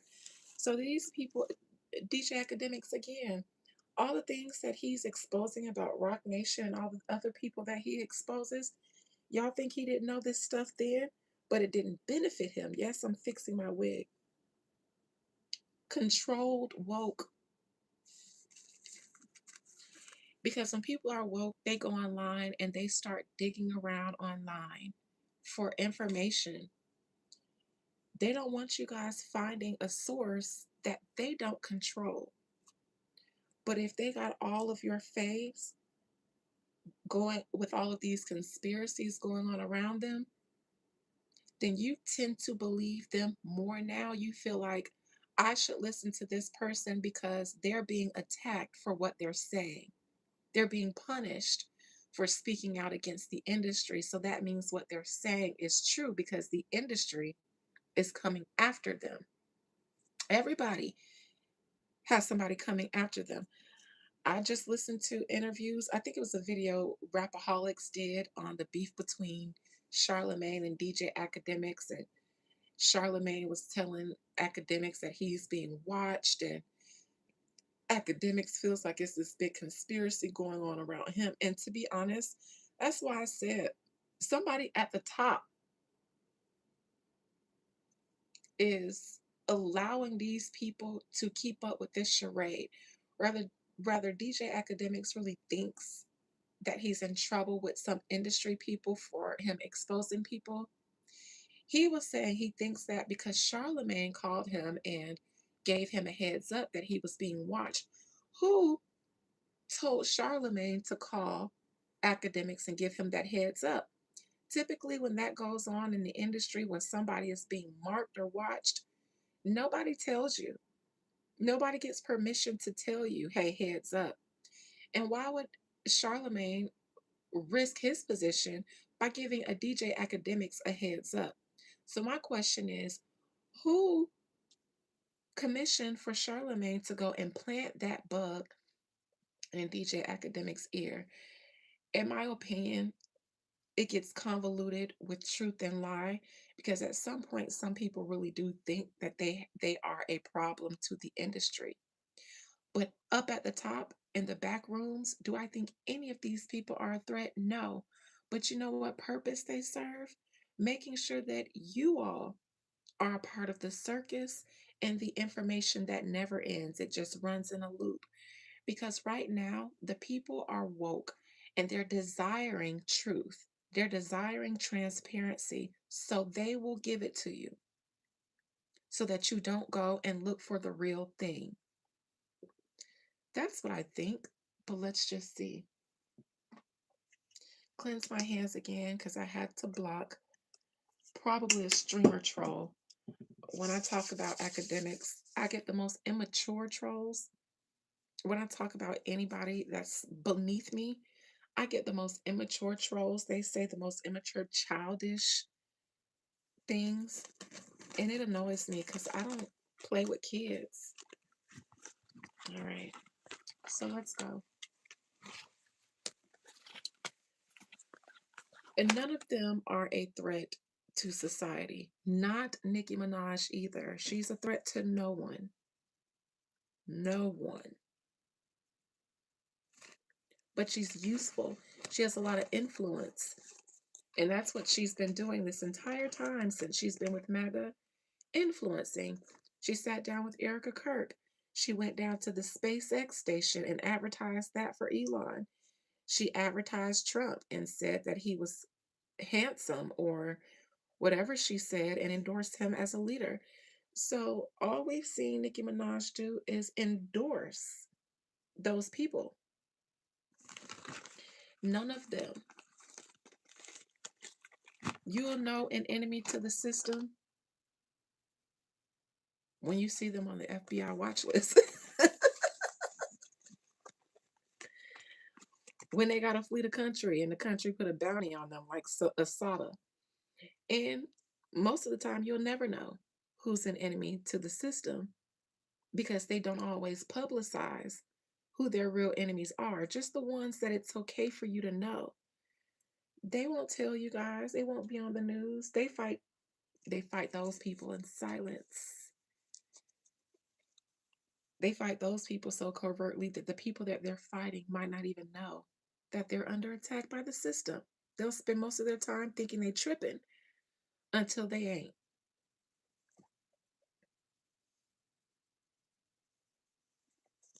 All right. Yeah, she said he was handsome. Girl, that's when I said, girl, get your protection in your coin, sis. Get your protection because now I know you want some bullshit. You could have said you believe in his policies and everything, but when you said handsome, I said, girl, get the hell out of my face with this. Don't talk to me like this, please. I was with you for a second, even if I ain't believe it. If it sounds believable, I'ma ride with you. It ain't my job to call you out. But handsome, girl. I've seen more handsome white men than that, girl. Playing in everybody's face. And listen, I ain't mad at her because if you can play in millions of people's faces and they sit there like, please use my face as a playground, then bitch, who would I get mad at? Nobody. Everybody's consenting.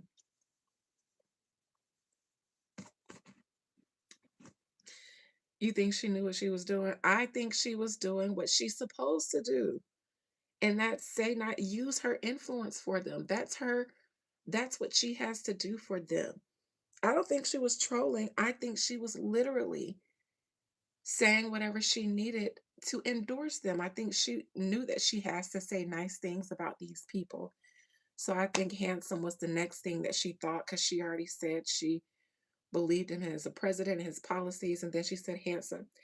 I don't think she's playing some Jedi mind trick on her fans like she's so super strategic and smart. I do believe she's those things, but in this case with MAGA, she is not in control. She is not in control of the girls. In fact, she had to literally tuck her tail between her legs to go hide out under Trump's balls. She's a smart, strategic girl, but in this situation, she had to go and run and hide all under that man's balls. And hey,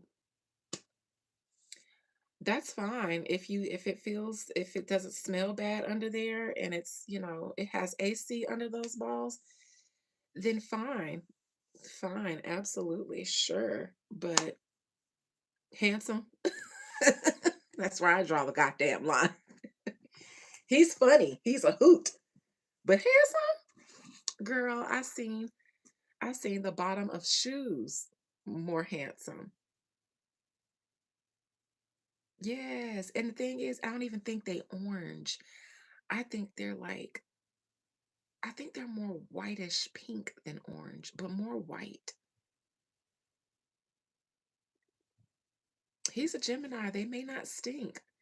I only say that because my ex-husband, he was a heavier guy, and I used to always at the beginning, I used to expect to get a whiff every now and then of sweat of something.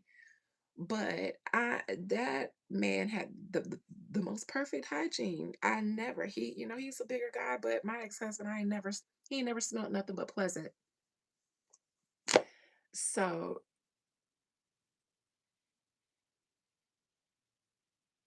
I know you love Nicki Minaj. I try not to interfere with that love, but I also have to call a thing when I speak about her. So DJ Academic, because she's control opposition too. And I think that her fans are relishing on the days when she was a powerful queen. But Nikki's not a queen anymore. She had to kind of abandon her throne for survival. A queen dies on her throne. Nikki didn't. She abandoned it. Um, but hey, I guess the days of the version of hip hop and artistry with that those days are long gone. So I ain't whatever. Teach his own.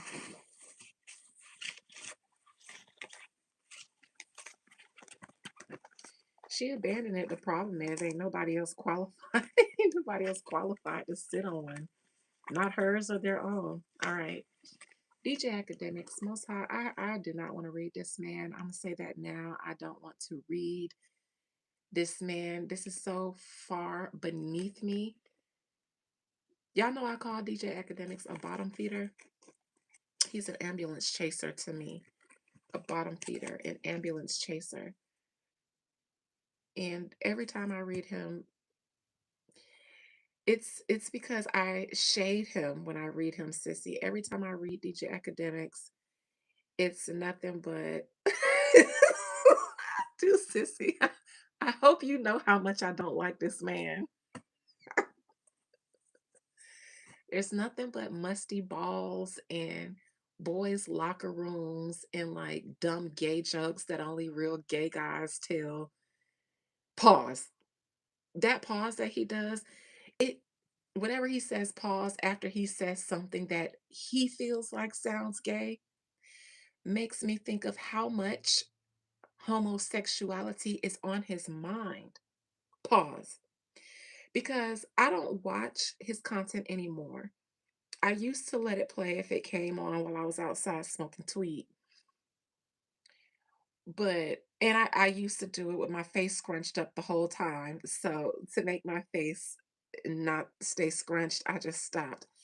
But everything he said was a pause because everything sounded gay to him. Pause. And my thing was, bitch, why does every goddamn thing you say make you think of being gay? Everything had a pause. So it's just like, what can you say that won't make you feel so gay?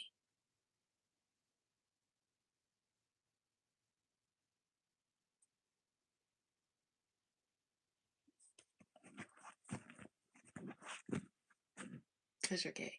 But hey, pause, pause, pause, pause, pause. Just pause, pause, balls, pause, balls, balls, pause, cerebral palsy, balls. Pause and balls sound the same to me if you say it enough, and he says it enough. It's just I don't like reading him because it always smells like a boy's locker room in my not in my spiritual nostrils. And I see stupid gay boy jokes. You know how they fight, play with each other, but it's kind of foreplay. I don't know. This man. I will not say that he's ever done anything sexual with a man, but in my mind, they play fight with each other and pretend like they're fighting and then say stuff. All right, dog. All right, dog. All right, dog. You get too serious, dog. What you doing, dog? You trying to touch my ass for a dog stuff?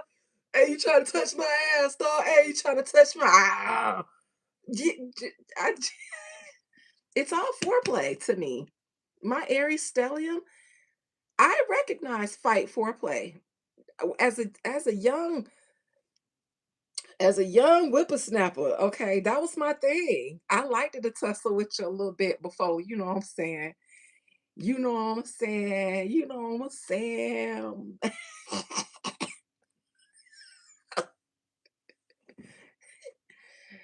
I used to like to, you know what I'm saying, stalk my prey a little bit and claw at it a little bit before I so I recognize they give me that. They give me, all right, stop, stop, dog. What you doing, dog? Don't touch my butt, dog. Nah, dog, that's gay, dog. Pause. Meanwhile, Dick standing up like the Statue of Liberty, child.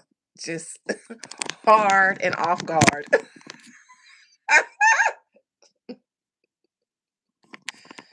Woo, that's what DJ Academics and the likes of him. That's what they give me. Whack 100, because Whack was friends with Ray J, and Ray J said he got booty goons. So you got Ray J, Whack, Academics, Aiden Ross, all of them, Blueface. Okay, who was in jail with all them any man, anybody, any man who gets tattoos on their face is gay to me. The ones who get tattoos on their face in jail, it's to cover up the marks where Skeet was in my mind. And you know them gangs be either jumping you in or fucking you in. So it's a whole gang, booty gang over there to me. Okay. And it smells to me. So I say all that to say why I don't like reading academics, but here we go. Let me get some more Florida water. I can't believe my spirits want me to do this. Ugh. Ugh. Ray J isn't the leader. Whack is the leader. Whack does the bending. I mean, no, Whack don't do the bending. The other men do the bending for Whack. He does the bending them over in my mind. I think Diddy just wanted to be a part of it all. I think Diddy saw a gang doing gang initiations and said, "This is my kind gang, gang. Somebody jump me in. I mean, fuck me in. Me next." I think Diddy was like, "Oh, that's all it take to get in this game. I gotta take all y'all shit, shit." I think Diddy signed up to volunteer for the Blood Gang for the schoolyard Crips. I mean, mm, mm, mm, mm. They said, Diddy, how did you know we was holding our secret meetings? Diddy done found out they little secret clubhouse and everything and done showed up talking about I got snacks and Ciroc and turned it into a freak off. You ain't supposed to enjoy getting fucked into a gang, but there was Diddy. So no, I don't think Diddy is in charge. I think it's Whack in charge of the girls over there. And you know, in my opinion, Drake been turned out. So as long as Drake is somewhere in close proximity, then you got academics in his butt just saying, "Take me, please. Take me as I am, or have nothing at all." Did I see the X tape? Who's X tape? Mm-mm. I don't watch people hunching. Mm-mm. Whose? Diddy's? With 50 Cent baby mama? No. No. Why would I watch that? I heard in her testimony in court, I heard her talking about all the STDs that her vagina had been infected with. Why would I watch her fucking? When I know that at this moment, the vagina that I'm looking at is sick. She said it was scratchy, leaky, and all kinds of stuff. I don't watch that shit. I don't get turned on when they say that they carrying Ebola in their panties. That just turns me off. I have a stellium in the sixth house. It's in Libra, but it's in the Virgo house, the house of health. That is important to me. I am very health conscious. So I can't get jiggy with a sex tape when all I can hear in my mind is her court testimony talking about the S and the T's and the D's. And if Diddy got a little dick and I know it's infested, Bitch, what am I here for? What am I watching this for? What am I supposed to lust after with this? Which one of them am I supposed to be turned on by? I don't see myself wanting a piece of his sick shrimp, and I don't see myself wanting to rub tacos when I know that her beef is bad.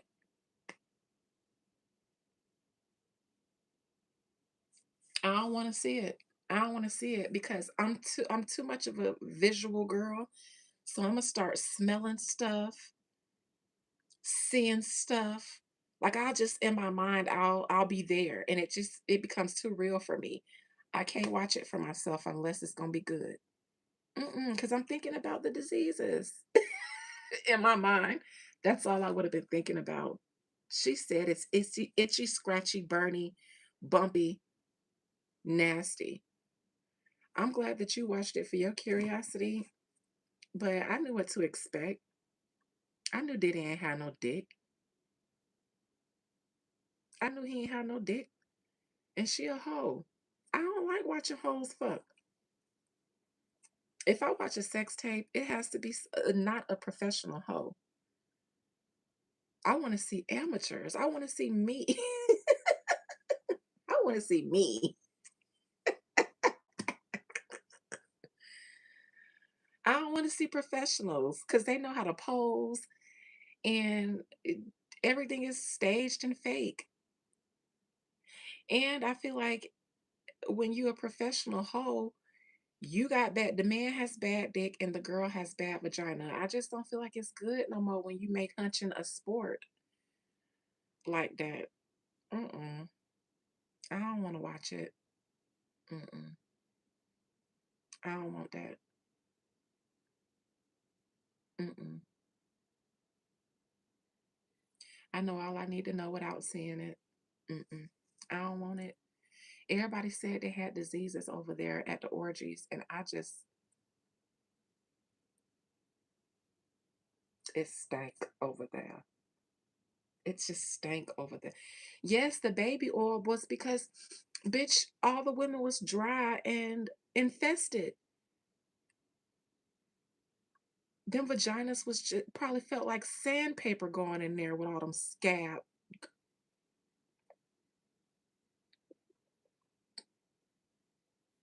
Anyways, tested what first? Mic check 1 2, testing testing. That's about it. She said she had so many STDs and her vagina was just so scratchy, bumpy, and burny. She said that. That's the part of the whole trial that I remember because that always gives me the shudders and the chills because I always just that stank. Stank. Mm-mm. Mm-mm. I don't want no parts of no sex tape that Diddy involved in or no hoe named Daphne Joy. That's a hoe name. That is a hoe name, Daphne Joy. The joy gives it away. I digress.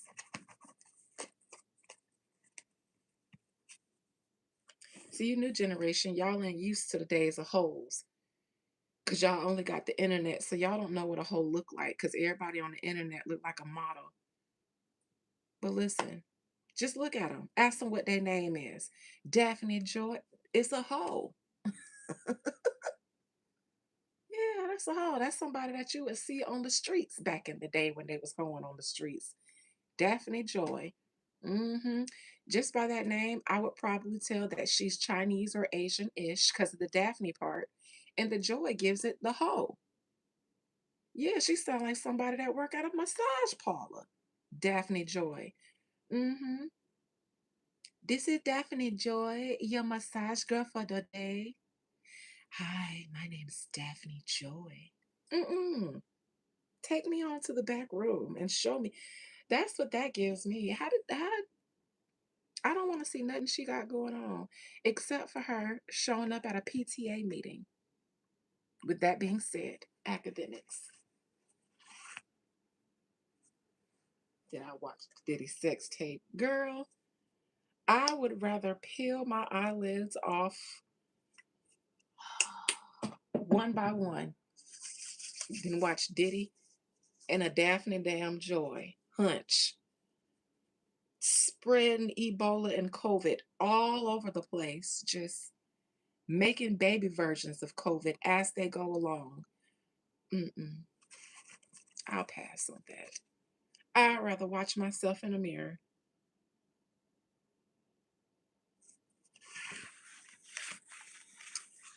You know, her name, Daphne Joy, makes me think of an old Chris Rock song, Negro spiritual, called No Sex in the Champagne Room. Y'all didn't know Chris Rock had a Negro spiritual? No sex in the shit. Wasn't it Gerald Levert with him?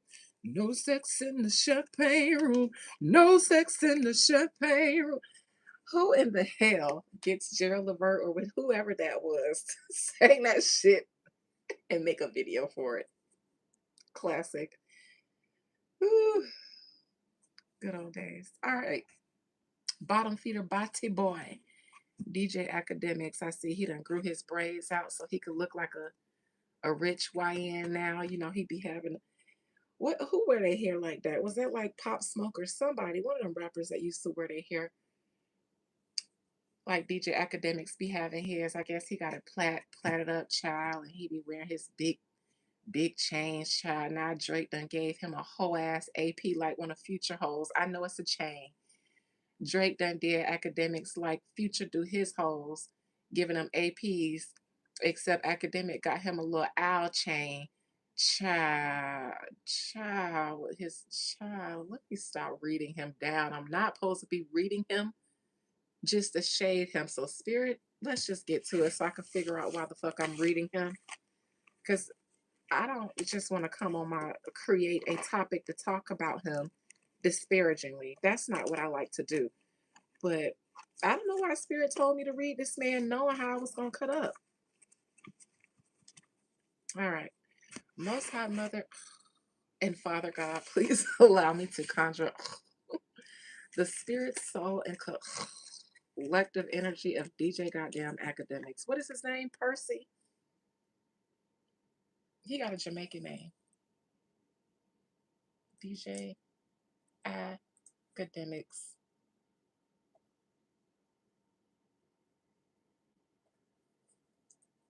name.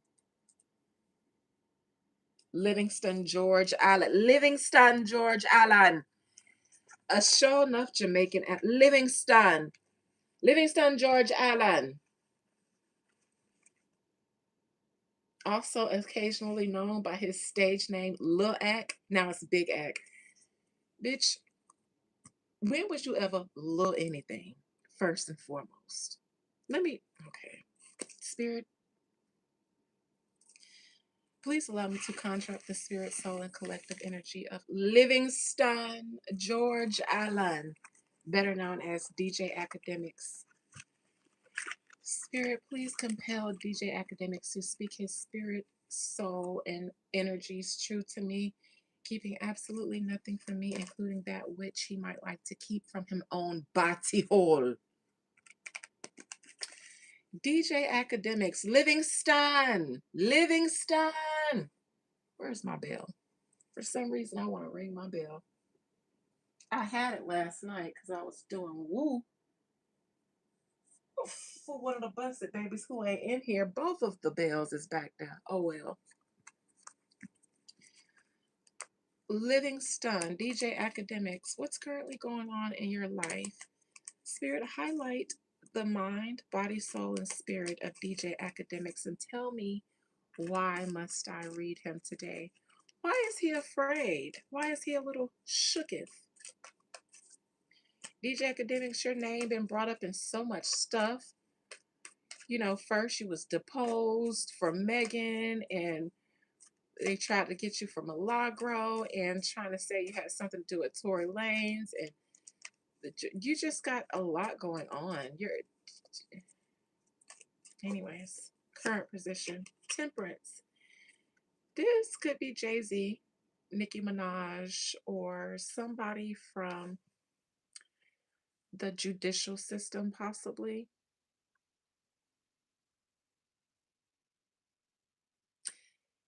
Since he feels like Rock Nation is after him, this could be Jay-Z, but this is a Sagittarius card. You hate Jay-Z? I know, sissy. I know. Celebrity, you watched it? It was boring. You thought it was gonna be good? Y'all thought that sex tape? I just not shading y'all, but just curious. Did any of you guys think that Diddy had some dick to throw? Did y'all think Diddy was giving take that in his pants? Did Diddy give y'all big dick energy? Did he give y'all that? The way he beat bitches? That gave y'all he had BDE, or did y'all just want to see it to be curious and to giggle? And I'm curious. I'm curious what y'all you was curious to see how he gave it, girl. You should have asked for a reading. You should have asked me. I ain't never had none, but I'd have told you.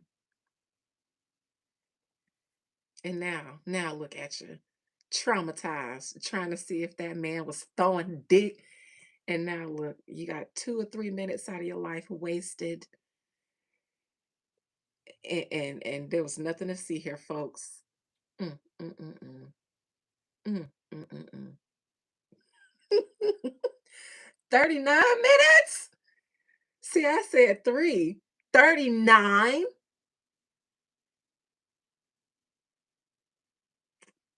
Was 30 of those minutes him dancing and prancing? In my mind, he was doing his little diddy bop for 39 of the minutes, all in the camera, all in the videos. And Daphne was just sitting there, playing with her hair and her vagina. And then the last 9 minutes, 5 of those was foreplay and positioning. And then the other four, well, the other two was the sex. And then the last two was more of the dancing at the end. So I what was y'all doing for with 39 minutes when only two of them should have been dick? Oh, it was him watching a man do Daphne. No wonder it was 39 minutes. He was poor baby. Not dousing their ass like a garbage fire. No, not he was dousing them like a forest campfire. So you mean to tell me he doused them like Bernadine did her husband's car before she threw that cigarette? So you mean to tell me that he was just standing there dousing their ass with gasoline baby oil? I'm glad y'all watched it because y'all giving me the replay is probably more entertaining than the video itself. Directing and dousing.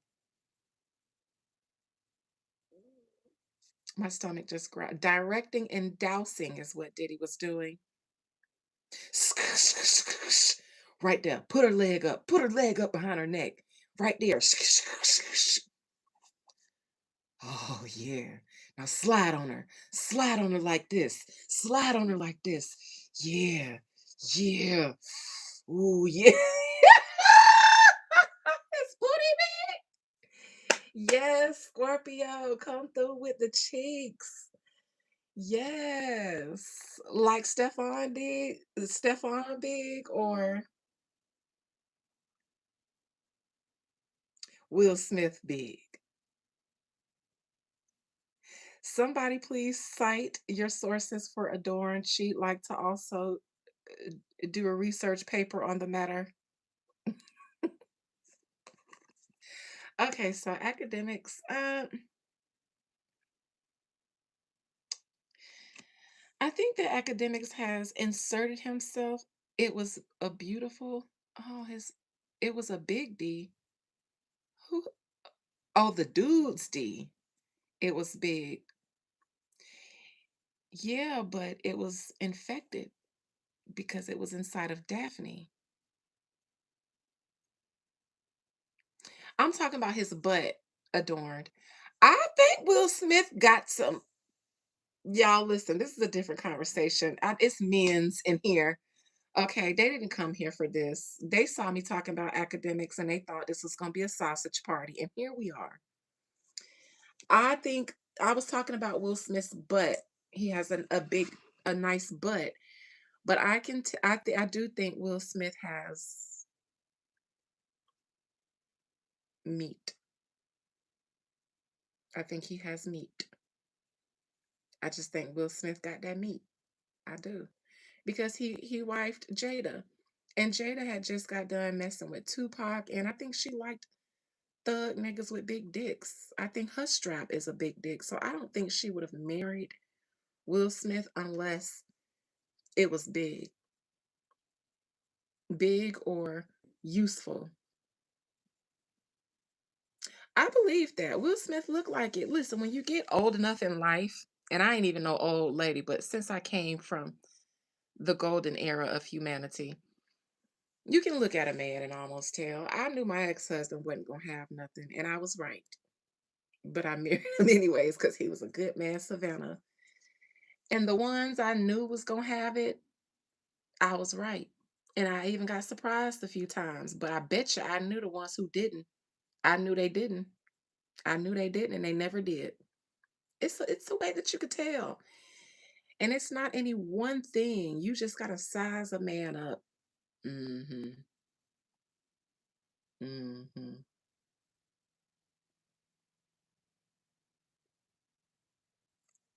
Apparently he huge. Will Smith, I can believe that. I do believe that Will Smith got meat. I do. I just do. I really do. And shout out to Will Smith for that. And, you know, I never lusted over Will Smith because there were always the rumors about things that people did to him in the industry. And I'm not attracted to, men who also, anyways, but I definitely believe that celebrity terror. I believe Will Smith, I see it. And it don't make me feel like it stank. Oh, August has the meat. I heard he did though. I heard August Alsina has a huge meat package, a huge big old bisexual penis that could be fully gay now. He's just so beautiful. Like at first he was a handsome young man. Now him and his boyfriend, they are so beautiful. I wouldn't want to watch them have sex just because I don't want to see someone that looks that beautiful in the throes of sex. Anyways, Academics has either a judicial system issue or what he thinks is a Jay-Z issue. But to be fair, if he says that Jay-Z's after him, I think that he could be working for Team Rock indirectly. Fun fact, challenging him. King of Wands in reverse. Jay-Z. Jay-Z is his first and foremost. To be fair, I will say that I don't think that Academics had a Jay-Z issue. I think if he has a Jay-Z issue, he has provoked one. I don't think that Jay-Z was looking at Academics like I want to terrorize him. Yes, I do think he created it because of his thirst to chase ambulances because he couldn't talk about hip hop anymore. After Drake lost to Kendrick Lamar, and yes, I do believe he lost. No, I don't believe the industry put Kendrick up to go against Drake, but I do, and I said this before, believe that when they saw how well he handled himself beefing with Drake, they all just jumped on the bandwagon and thought, great opportunity to kick Drake when he's down. Do I think that they planned and said, hey, Kendrick Lamar, I need you to go and write this rhyme about Drake? No. But when he did and he won, I think everybody was like, hey, let me get in on some of that. Let me get in on some of that and get me a kick in and a punch in. So I don't think Jay Z thinks twice about Academics at all. Furthermore, I don't think anybody did. But I believe that the last thing to really happen in hip hop was the Drake and Kendrick beef. And since Academics is so big on Drake, and for any Drake fans, that was a difficult time for you guys because you guys couldn't admit and just say that Drake took a L and move on and enjoy the culture of it all. Academics, you, as a platform, you did the most to defend Drake in that matter.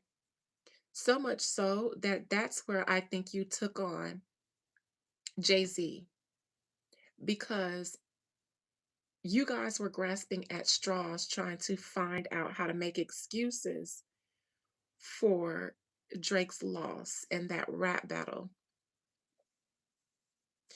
Yeah, I agree, Sissy. I think it's okay to still. I absolutely agree. I'm so glad you said that because I don't think that took away anything from Drake or the work that he has done. I just think it was a great moment in hip hop, and people were excited to see him lose like that. And they wouldn't have been that excited if Kendrick didn't do a good job. Kendrick's song was good. It was really good. It was really petty. It was really intelligent. People were able to dissect it for months and still be able to gag over, the things that they missed in the first run. So it was fun. For me, it was fun. It wasn't fun watching the other side try to grasp at straws for why Drake lost and then take the whole kind of hip hop culture down with them. Because then it became a everybody's attacking one person and attack, attack, attack, attack. And I didn't like that word, because it's a sport, nevertheless. Academics, in his defense of Drake, looked for a boogeyman everywhere, and he found one. He found one in Rock Nation, because Rock Nation put Kendrick up on that Super Bowl, and then all of Team Drake was like, ah, here it is. Rock Nation is behind everything. Rock Nation is trying to take down Drake.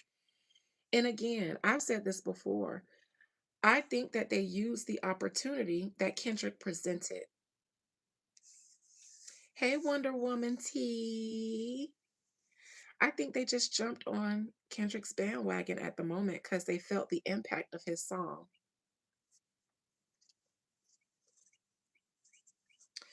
So I think that he has a Jay-Z problem now. However, I don't think he has a Jay-Z big problem, but I do think he's pissing Jay-Z off because he's picked a fight with Jay-Z.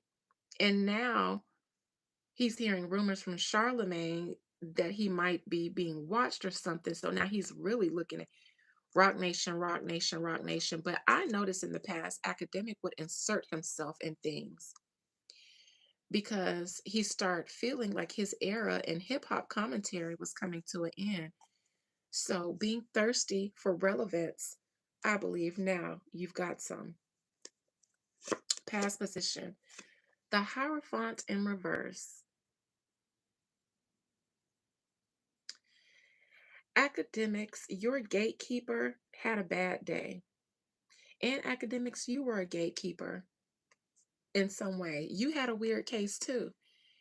You had a weird court case because you were accused of um, a woman being assaulted in your home. And she said that you assaulted her as well when she was knocked out unconscious. And you had that weird situation with that 15-year-old streamer. I'll never forget, just like I'll never forget Tiffany Haddish. So, Academics, you actually should have been on your way out before if it weren't for you being important to corporations inside of hip hop. White and Jewish corporations are your backing while you have positioned yourself in Black American hip hop culture. You being Jamaican helps. your perspective of Black Americans. I know you came here looking down on Black Americans and being very judgmental to them and prejudiced, just like many Caribbeans do.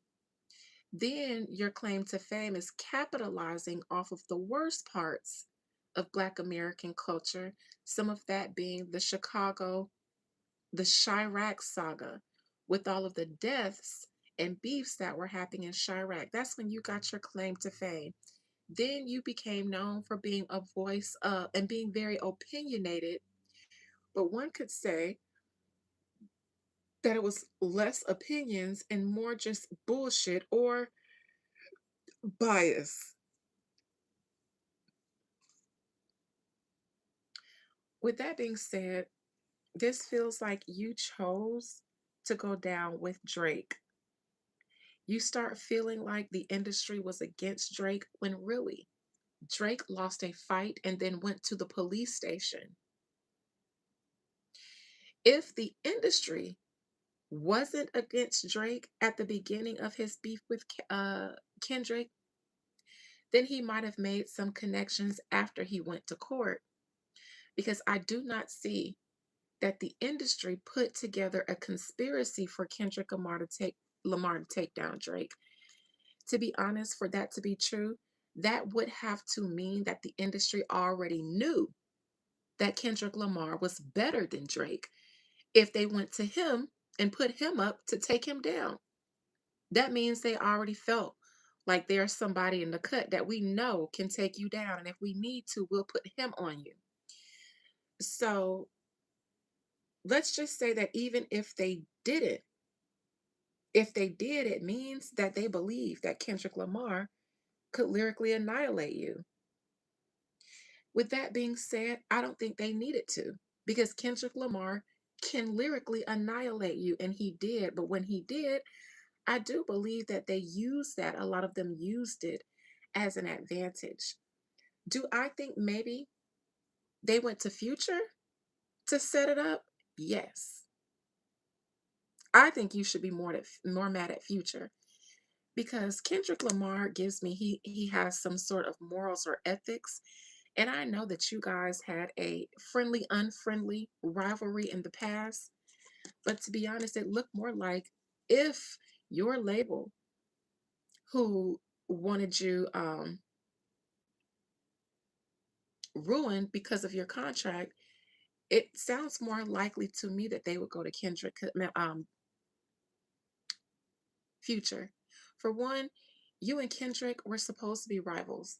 You and Future, that's supposed to be your ace spoon coon. And he is the one who featured Kendrick Lamar on his song. So that means he reached out to Kendrick for that feature, and Kendrick just accepted. Sounds more like um, Future set you up. And if it was your label that did it, then they went to Future because you and Future have a relationship, a music relationship. You guys have done joint albums. When they want you down, they don't go to your ops, they go to the ones in your circle and they pick you off that way. But what did you do? You made up with Future.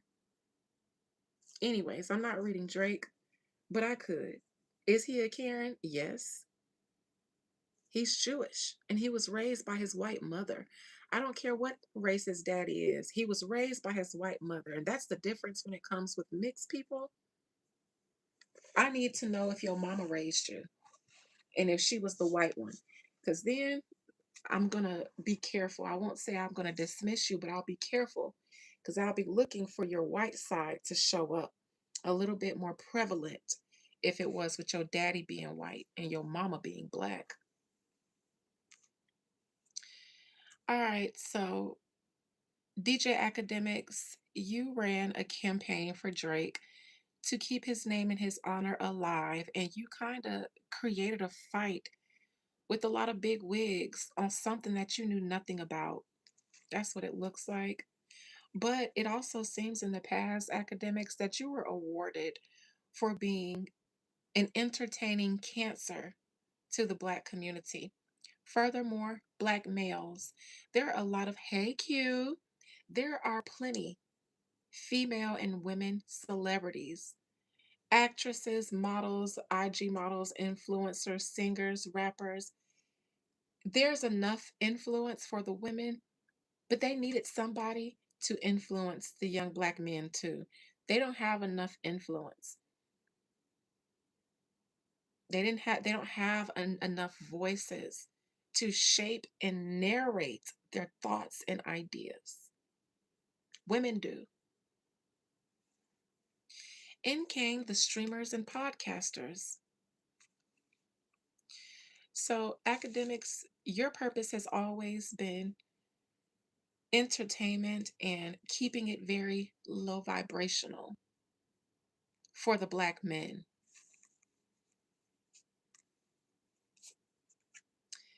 Near future, King of Cups in reverse. Now, this is your platform. For some reason, it's in reverse. I don't believe that your platform is going to get taken down, but now this could also be a gay rumor, but I don't think so.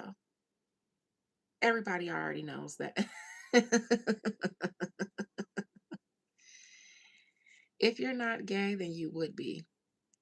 I think if you haven't been gay before, it's because nobody wants that booty. In my opinion, you've been offering it up. If it's never been taken, the only reason I would say you've been untouched is because nobody's touching. But in my opinion, you've been offering it up to the OVO crew, trying to get somebody. You'll take the whole entourage just so you can work your way up to Drake, and all you get is a whole ass lab diamond created chain with a little hooty hoo owl on it. Man, that's why I don't like reading academics, because it makes me feel like a mean girl. I don't like being a mean girl. I don't like just sitting talking about people, especially on my readings. I'm supposed to be doing readings.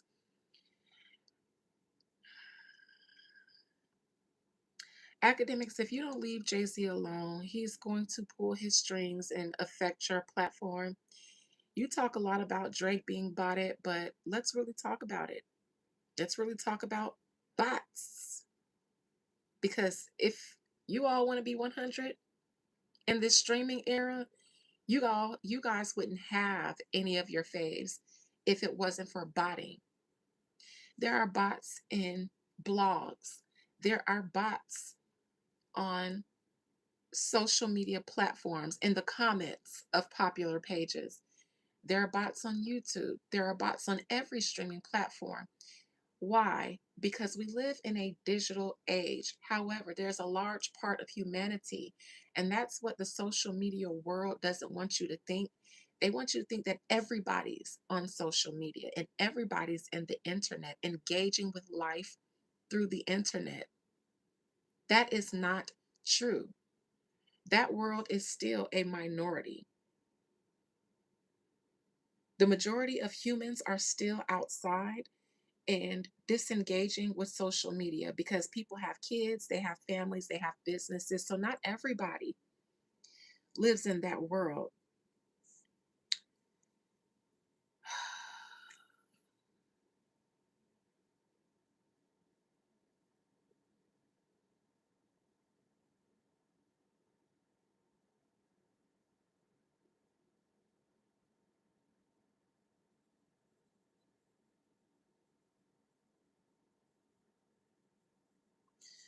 DJ Academics, why are you here in reverse? It has something to do with Jay-Z because you starting to piss him off.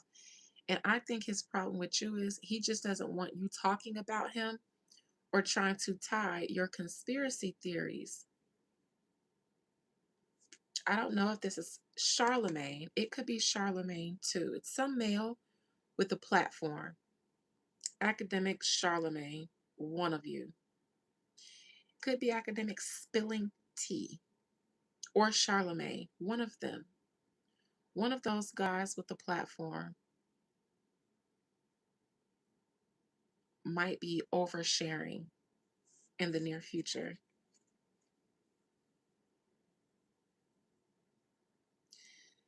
I think that's over. I don't know if he has a current one, but I remember the young woman that he was dating charged him with some sort of assault. She said she woke up and DJ Academics was on top of her. She also said that some um, of his friends that were there the night before were inappropriate with her or something like that. I don't know if it's still ongoing. Let me see. DJ Academics court case.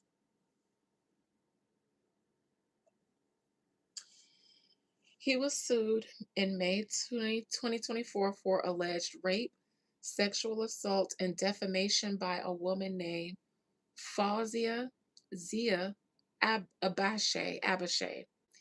The civil lawsuit filed in the Superior Court of New Jersey claims the incident occurred at Allen's home in July 2022. She claims she was invited to Allen's New Jersey home where she was drugged, plied with alcohol, and assaulted near the pool deck by two unnamed men. She alleges that she woke up in a bedroom hours later to Allen sexually assaulting her. The suit also accuses Allen of defamation for public statements he made denying involvement, during which he characterized the encounter as an orgy and allegedly showed surveillance footage of the assault.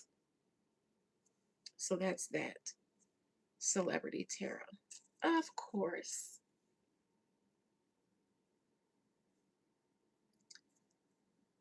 And I think he did that shit.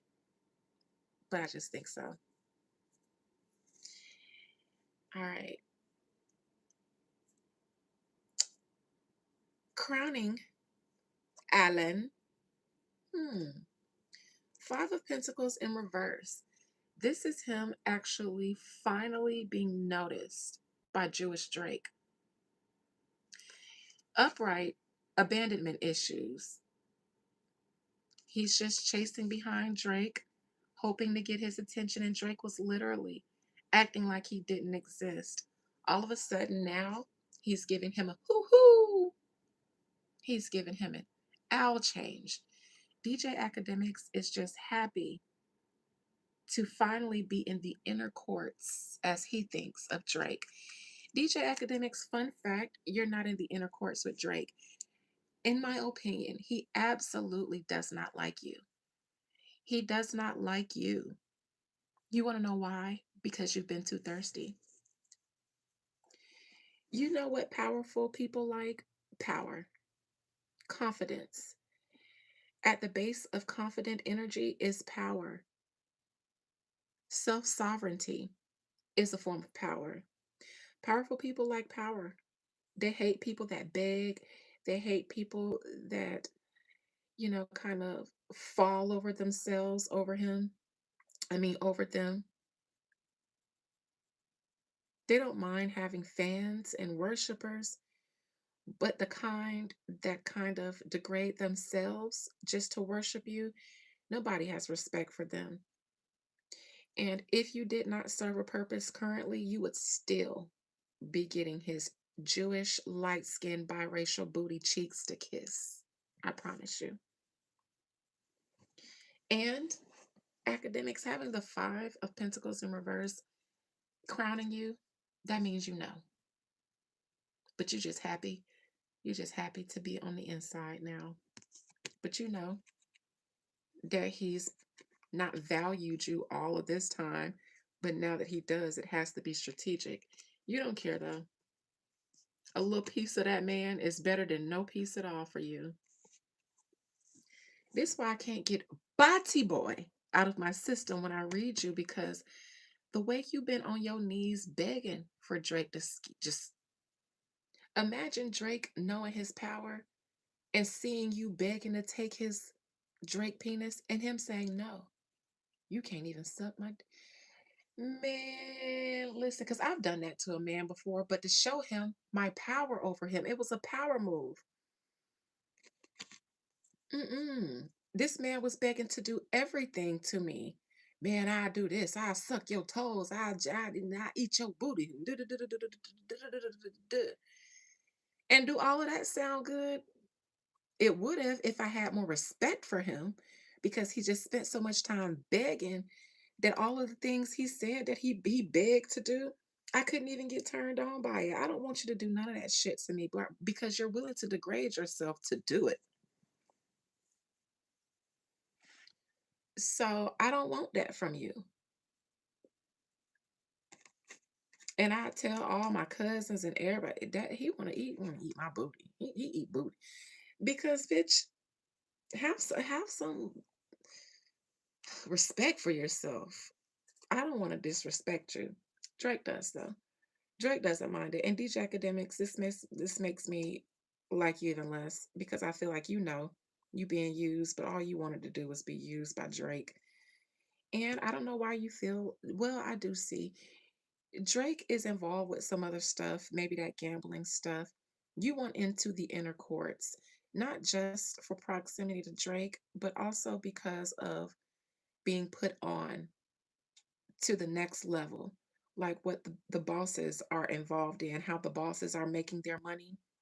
You kind of know, but you ain't been let in to the circle yet. So I think now you want to get put on. It's not just proximity to Drake, you want to be put on.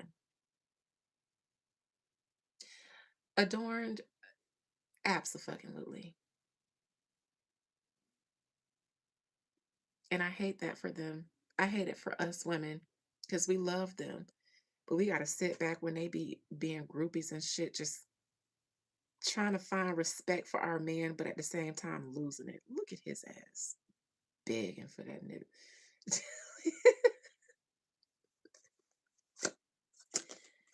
10 of Swords. The straw that broke the camel's back. That's one of the terms I use to describe this card. Ironically, we're talking about Jay-Z a little bit.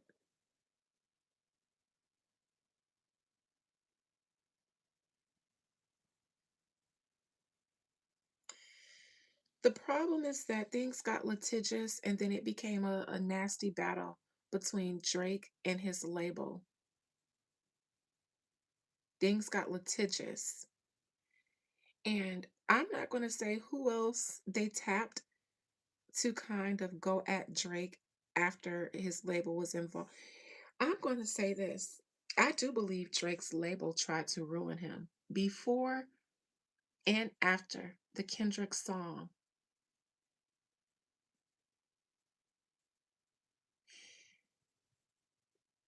Did they make a choice to really, really, really, really, really put the steam behind Kendrick?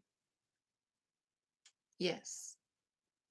Was that going to change the effect of Kendrick's song? No. However, I do believe that UMG and Drake, before and especially after the lawsuit, had a real beef. And whether they pulled in any more of their gatekeepers to go after Drake, like a Jay-Z or something, maybe. But DJ Academics, you stepped into that. That's what I see here. You stepped into this. Your way into Drake was defending him while he was in a battle with his label. Academics, though, that's not a battle that anybody else wanted to be a part of. They let them hoes fight. Those were two Jewish entities, a Jewish rapper and a Jewish label. You let them Jews fight. Nobody else got in the middle of that for a reason, but you, Academics. You did. You used your platform to help Drake in this battle against UMG. Your problem is you think Jay-Z is your enemy? That's just like Drake being in a battle with UMG or with Kendrick Lamar because of Kendrick Lamar hopping on Future's song to diss him when Future invited him. Drake more mad at Kendrick than he is at Future. And Academics, you should be worried about UMG instead of directly Jay-Z because he isn't the root. UMG is. You interfered with their beef with Drake, and could they be sending Jay-Z? They could be, but did they need to? No, because you sent for him. So for you to defend Drake, you done made enemies with UMG and Rock Nation, where you had no beef with any of them. One can say that Drake is making them a lot of money, but what you guys have to understand is that none of the stats of the streaming era are 100% real. What I mentioned about bots and normal people still being outside is that all of your favorite artists only exist today because music has transferred over to the virtual reality, the world that everybody lives in.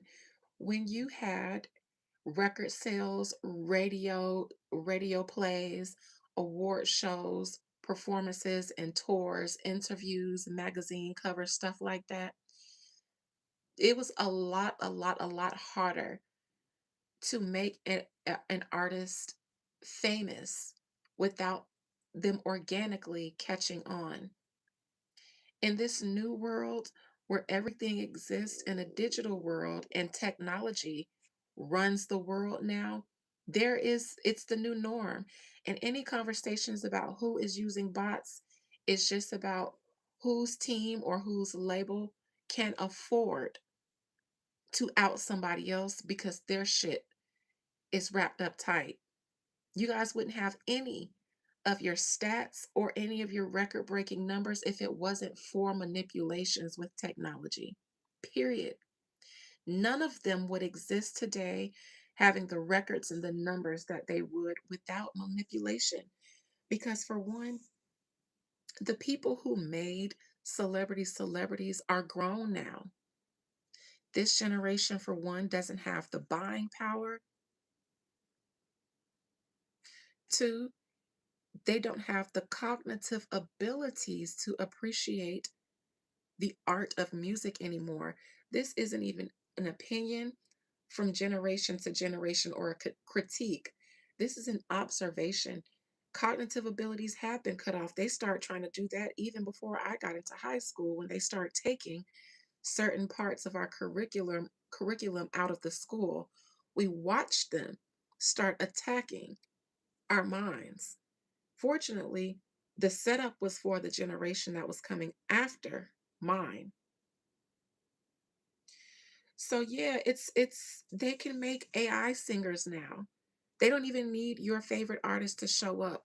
So if you think that you can hear a song and think it's from someone real, but it's a whole AI, it's a whole computer, what makes you think that everybody in the industry isn't reaching the numbers and the accolades they are? Because it's all manipulated. It's just all manipulated.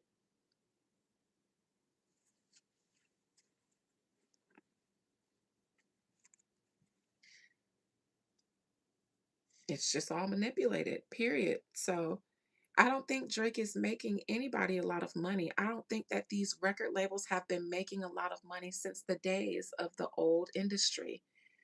But now they have to use this technology to make you all still believe in music because it's dead. It's been dead a long time ago.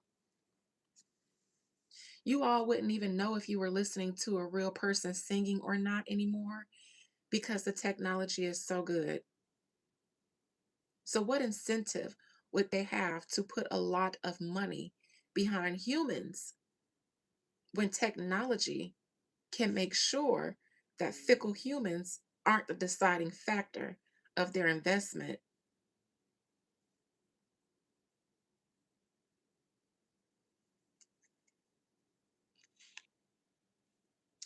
Nobody's making anybody a lot of money for these labels. Nobody's making anybody a lot of money. I promise you.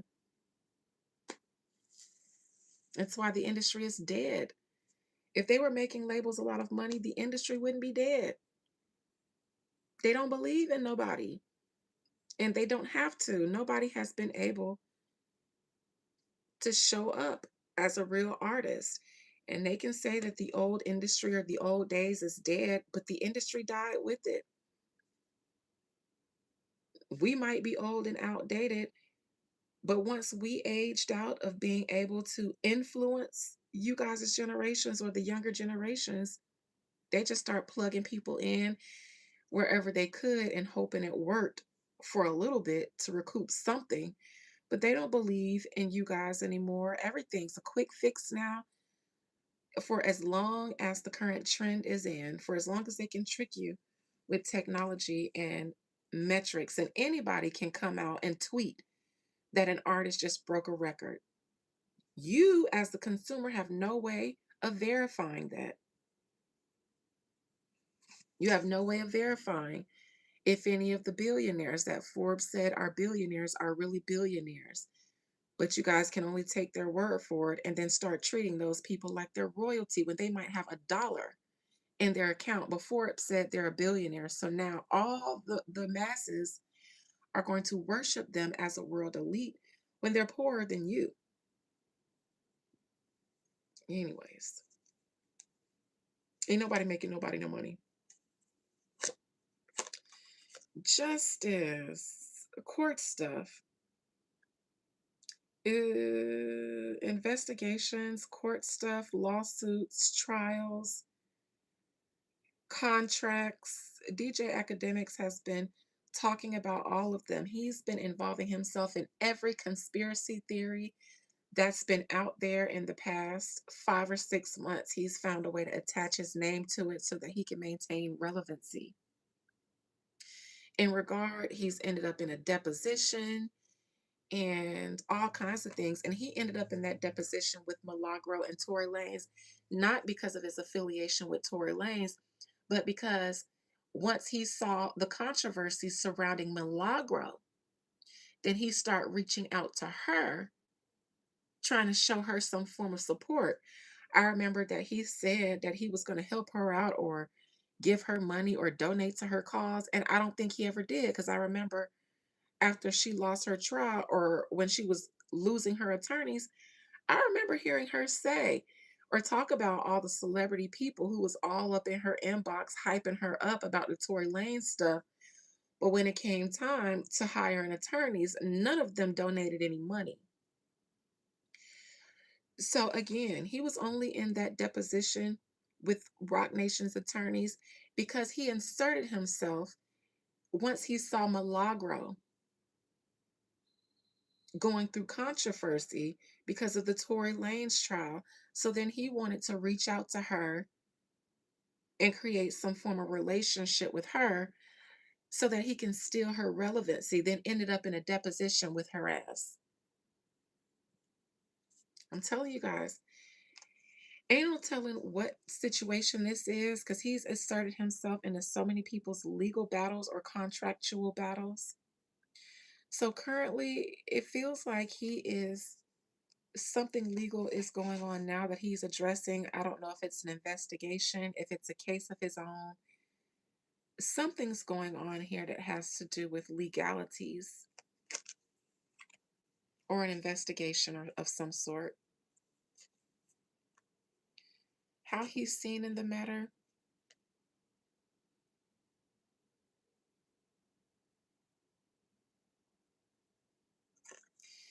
people see him as thinking that people from Jay-Z's side are out to get him because that's what he's been saying. Ironically, this should have shown up in his present position if that were the case. In this case, this could be Jay-Z or the courts, but because it's upright, there is no real beef with him. However, people are looking at him like he's been getting attacked.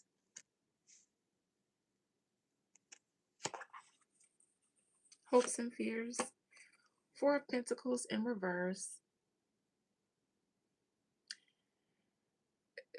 DJ Academics could be looking at all of this very much like, I don't care, I have the money, I can get lawyers, I can such and such. It feels like currently DJ Academics is relying on his resources. He talks a lot of stuff and he seemed to have inserted himself in a lot of stuff that has made him enemies. His biggest um his biggest what is the word I'm looking for? It's kind of like his ace in the hole right now is his resources. But as soon as those dry up, academics, they're going to eat you alive. You can hide behind your money now. You can go to toe with celebrities and the people that you talk about because you feel like you're a millionaire too. I've heard you say that with stuff about Lil Baby. Didn't somebody tell me they're into it now? That could be this too. He's now into it. Lil Baby. He was just saying Rock Nation was after him.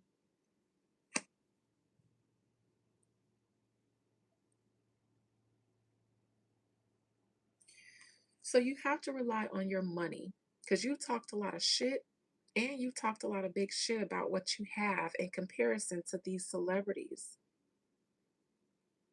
DJ Academics relies on his resources, his ego, his bravado, and his security.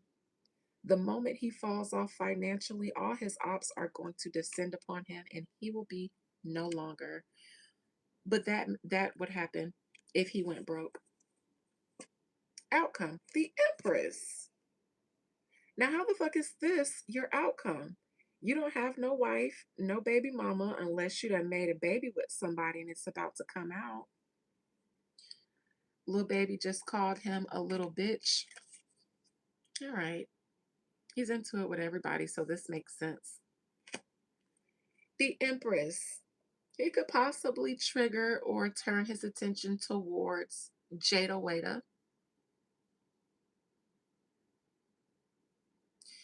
because he just recently did that. He was recently talking about Jada and Ari. He could bring that up again. He could bring up Jada and Ari's beef and Jada's allegations that Ari slept with Lil Baby. Looks like he's going to turn his attention to the women. In this battle, he could turn his attention to the women, and he's done it before. Specifically, Lil Baby's baby mama, or maybe some of the other women attached to him. The Empress. In his fight, I think he's going to bring up people that have nothing to do with it, and it's the women. A child. This gives me she ain't do it, so she ain't gonna do it. I remember she said that, and I remember thinking, no, the fuck, you're not. You can't afford to right now because you just had to take a L in that case with your business partner. I told y'all how that business setup works, and I knew she was going to have to walk away without the win that she thought she would. I know how that shit works. Um, so for one, I'm sure she had to get an attorney for that. And I know that she's been traveling. She pictured herself overseas like she's doing the groundwork to start her new business. She not suing no fucking body because she don't have the coin like she want y'all to think she does. Not for a lawsuit with DJ Academics. He's petty and he's got a lot more money than her and her man put together. So he could go toe to toe with her. He could drag it out just to prove a point to her that she ain't got it like that. She can't afford several lawsuits. Mm-mm. No, I knew she wasn't going to do that. They're too flashy. And to be honest, when the last time y'all think Moneybag made some money? In my mind, Ari and her vagina has been keeping that house afloat. Why did she sleep with Lil Baby? Because he's a trick and she's a hoe. I don't think it's nothing personal behind it. Lil Baby is a trick. He be tricking on the women. I don't even keep up with them like that, and I know of several instances of him being an easy trick and easy lick. Why wouldn't she? He a trick, she a hoe, and that sounds like a business arrangement to me. An easy one.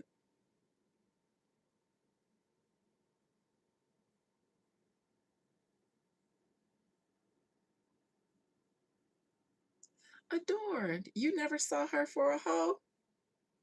You don't get hoe from them hoes? Oh, sugar. Listen, all them hoes is hoes. Yeah, all the hoes is hoes. I never thought they was anything other than that. What the fuck is an influencer? All of them influence girls to hoe. Even the rappers are influencers. All of them influence the girls to hoe.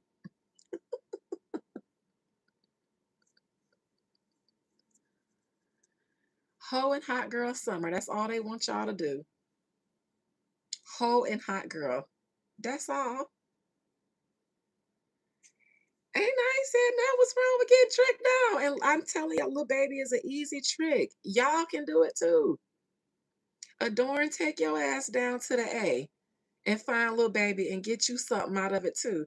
Sissy, throw them titties on little baby face. Get you something too. And y'all grab me something too since I sent you. You know, take one for the team for your girl. But while y'all down there in Chanelly with little baby, y'all make sure y'all grab me something too. All y'all, just go get little baby. But get him before all the other hoes do.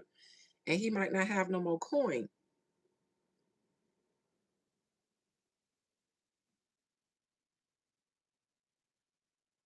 Girl code. Amongst hoes? Y'all really believe in that girl code, girl stuff. That's so sweet. I kind of like you. I like that for y'all. Because y'all really believe that these girls be having girl codes and camaraderie. You wasn't in here when I said before, I don't believe in the girls. I don't believe in that shit. They do that so that they can get one up on what you got going on. Any girl that gets mad at me because they feel like I'm not being a girl's girl, literally get suspicious instantly. Because why the fuck you want me to let you in my game room? That's what they really girl code. So you want me to let your shineless ass shine. Girl code means you doing too much and I can't be seen with you around. So I need you to do a little bit less so all of us can get some attention. Bitch, I don't turn down for nobody or nothing. Okay. Cause I ain't trying to get picked. I don't believe in that girl code. They do that so that they can get all up in your game room and then stab you in the back. I'm a woman. I don't hang with girls anyways. I like other women's. You know, I still make friends as a girl. So even though I say I'm not a girl's girl or that girl code shit, that doesn't mean that I'm not a woman and I don't make friends with other women. But mature grown women, they ain't looking for nobody to be no girl's girl. We end up being friends off of mutual respect. That's how you end up a friend with me. Hello, Queen. I see you over there ruling your kingdom. Yes, I see you too.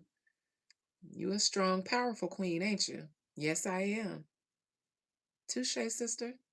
Touche, sister. That's the shit I like. I don't want a hey girl. Let's get shopping together. Let's get a section together. Let's get a Miami together. Let's wear matching together. Let's get on the boat together. Together. Bitch. Mm-mm. I get overwhelmed too quickly. Mm-mm. Mm-mm. I'm a loner, so I need personal breaks. Not together. Mm-mm. And I don't act like them hoes either. Mm-mm. I don't want to be in a pack of bitches and y'all doing weird shit. And now I'm stuck in a pack of weird bitches. Mm-mm. Mm-mm. I don't be on that shit. Mm-mm. And these hoes don't be liking me either because I tell the truth too much. I'm too 100. And they be on that ditzy girl stuff. And I'm not a ditzy girl. I don't want to talk about boys and niggas. When I go out, I'm not doing the most to be seen or chose and get put up in somebody's section. Bitch, I don't even know anybody else is here. I'm gonna go to the bar. I'm buying my own drinks. I'm gonna buy my section, my hookah. I'm gonna have a good time. And if I just so happen to cross paths with a man, then that's that. But I'm not. Don't take no money because all the niggas gonna get us in free and go, bitch. And what if they don't? Then we just gonna be looking dumb? Mm-mm. Mm-mm. Yes, the code is always about dudes. What about my code? I like to get money on. I work from sun up to sundown. Bitches don't be wanting to be on my kind of code. Want to know how I know? Cause I got some friends, my cousins, and we hang together all the time. But do they get frustrated sometimes because I'll tell them no in a heartbeat? Yes. Do they know that I am not usually with some of the shit that they be with? They already know how Dina is. So my cousin sometimes might not invite me to stuff if she know it's too many hoes that I don't know. Or if she know that it's a girl who going to trigger me, I ain't invite you because such and such was going, and I know you wasn't gonna be with that shit. I hear that all the time, and ain't no love lost. Thank you. Cause yeah, I don't be with that shit. I don't. I just turned down a trip to Vegas to go see Jeezy because I don't mind. I don't have no problem with all the girls that went, but it was too many girls that like to stunt. Individually, they all like to stunt. Everybody feel like they got motion. All of them feel like they're a celebrity or rich when they're doing good for themselves, but they want to stunt, show off their money, be flashy. This is a second time going to see Jeezy in 90 days. They literally went back to back. And the second time, my cousin was miserable because it was some weird girl stuff, some weird girl energy going on. And I was sitting there like, I'm so glad I didn't go because I ain't with that shit. I ain't with that shit. That's my favorite phrase. I'm not with that shit. Yeah, I don't be with that whole shit either. So the last time I was a girl's girl, my friend ended up fucking Young Jock. Fun fact. And that was in high school. And that's when I stopped hanging with these hoes. Cause y'all be doing stuff and now I got to tag along with you, but I got to be the prude because I'm with you and the entourage looking at me like, hey, pretty lady. And I'm like, bitch, I just came here for her and that's it. Mm-mm. I just came here to dance. Mm-mm. Mm-mm. You got the rapper's entourage thinking they can fill all up on me because you sucking dick in the bathroom of a hotel and I gotta sit up here and show y'all I got standards. So no, I don't be wanting to be with y'all, the girls, girls like that, because y'all be doing stuff and don't tell me that y'all finna start sucking dick. Tell me before we leave the house that I might take a side of dick with the club afterwards. So I'll know to make sure that you drive your vehicle and I drive mine. Because if I ride with you and you hop in the vehicle with the celebrities, then that means I got to drive your car and follow you to make sure you safe. That's a true story. Fun fact, she tried to fuck Jeezy too. This was in 2006. And you know what happened? You know what happened after that show? No black girls allowed in this van. Yep. She tried to hop her ass in Jeezy's after his show then, but they was only letting white bitches, Spanish bitches, and mixed bitches in the van. They said no black women, and she was distraught, but it was all right. She just wasn't expecting that. I never forgot that. That was back in 2006. Not a story I tell often because it's not my business to tell, but that's a fun fact. My friend that fucked Jock, she tried to fuck Jeezy a couple months later, and she tried to hop up in that van with all the other white bitches, and they said no blackies allowed. So I wasn't surprised he ended up with Jeannie, because back in '06, it was no black girls in this van. And for the record, Jeezy didn't say that himself. It was his entourage. It was his security who said no black girls.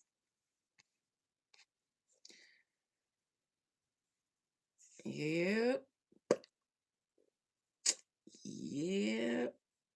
That happens a lot in South Florida too, at the clubs and the sections, at least back in the days. If you was dark skinned, you had to be a 10 to even get in. He made sure he made all his other kids with black women, but I always figured he was gonna settle down with an unblack woman because of that experience. I never forgot back then. No black girls allowed. And it's so funny because, well, I can't say it's not funny, but yeah. I don't know why they feel like that though, because some of the most beautiful people, men and women, that I've seen are darker skinned. Maybe because I'm dark skinned too, so I might just be attracted to other people that are dark skinned, but I think some of the most strikingly beautiful features that I've seen on darker skinned people. Anak Yai, she's one of my favorite models, probably my favorite model, second to um, OG Naomi. But that Anak, when they dress her up like an avatar or an alien and she starts looking otherworldly and ethereal, my God, my God, that lady is stunning. Stunning. I follow her on Instagram, and every time she shows up, I stop and I flip through every slide just to make sure that I don't miss a photo of hers because she is stunning. I don't be minding when they are a little prejudiced against us darkies. I need to know. I need to know who to stay away from so that I don't end up being nice to you and giving you my vulnerable self, my unguarded self, and this whole time you're treating me like a jigaboo. So I'd rather see them for their works up front so I know how to bob and weed certain people because I'm a girl who likes to go where she's appreciated. So I'll never feel no way because dark skin and all, I've been a baddie all my life. And usually the ones that don't like dark skins, I'm not attracted to either. I would never be attracted to a Jeezy, ever. I love us in earth tones adorned. See, you know. But you're a brown skinned baddie too.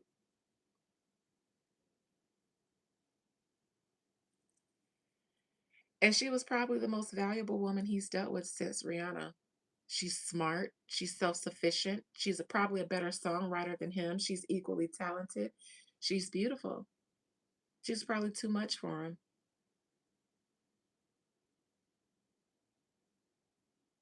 Anyways, I think that DJ Academics is going to bring up Jada Wada and maybe some of other little babies' rumored or alleged female friends. King of Cups in the near future. The Emperor. Drama. Somebody likes this drama or beef with DJ Academics. Doesn't like it, does like it. Somebody's boss is here. I wonder who this King of Cups in reverse is, if it's DJ Academics or Charlemagne or somebody else. This person looks gay. King of Cups in reverse, Knight of Cups in reverse. Both of these separately, the King gives me homosexual man. The Knight gives me down low or bisexual. Both of these together, somebody is gay. Somebody is gay.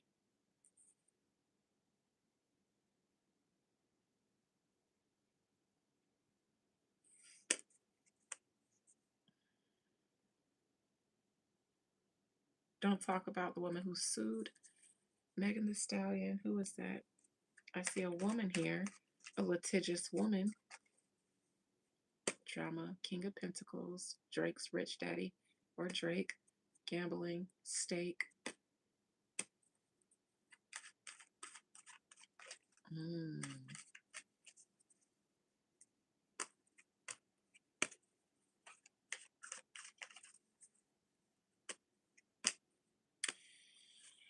Drake, all this King of Cups in reverse in the near future could be Drake. I forgot he's a whole Scorpio. And speaking of gay, y'all remember Drake had a plane? His first jet was a gift from that Virgin Mobile owner who also owned Virgin Airlines. When Drake first came out, this was in his early days of first blowing up in music. That man was a big fan of Drake. And I remember he bragged about gifting Drake a jet. I think he named it after Drake too. I never forgot that because I remember thinking, Birdman. I see what route he's taking to get on. Reminds me of the Little Wayne route. Anyways, though, I just remember thinking that boy is doing the whole using his booty hole to get ahead thing. And I just knew he was going to be a big, big, big, big, big, big star. This could be Drake.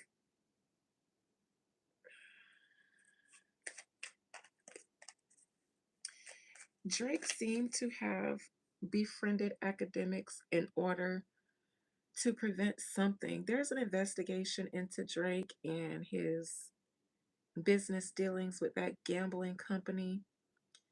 Then there's a situation with UMG, and I feel like UMG doesn't mind exposing Drake for whatever they can expose him for. Hooking up with DJ Academics was strategic in a sense.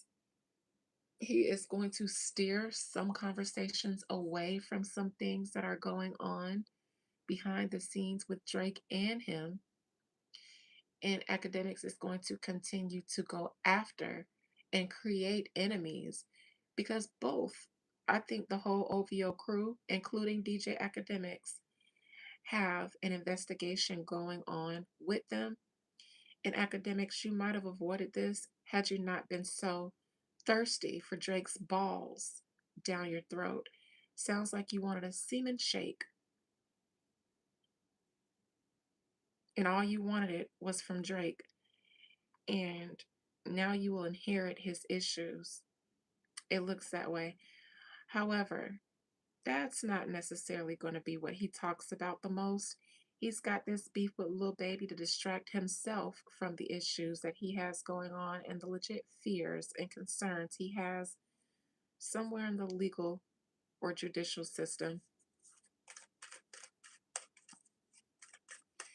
Still, I don't think Jay-Z gives a fuck about you, and I don't think he's bullying you. Trial.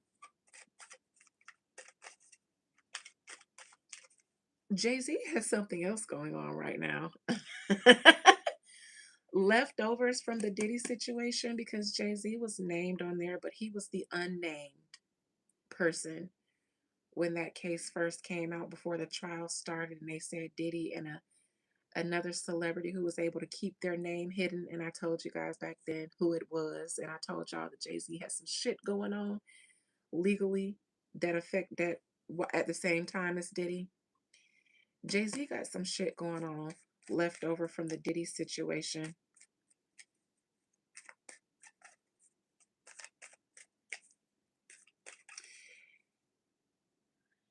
Maybe yesterday I feel like I remember hearing Milagro Grams talk about some kind of case with Busby and Jay-Z or something that wasn't being talked about.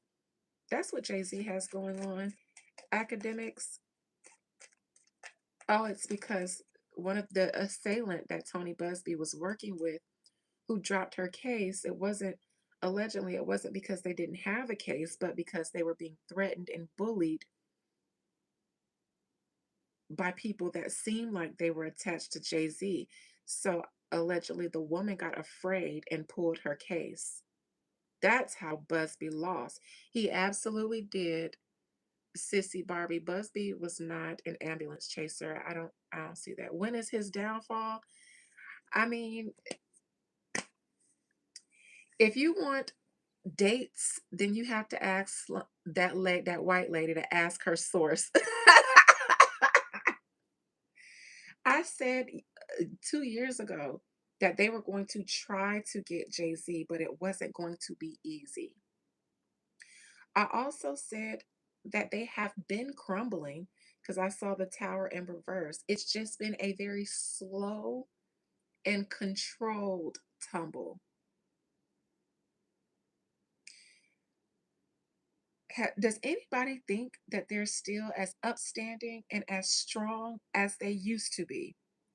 Beyonce isn't even as upstanding with her image as she used to be because of Jay Z. Case after rumor after rumor, they've been falling. They've just been able to mitigate the damage, which makes it look like they're not.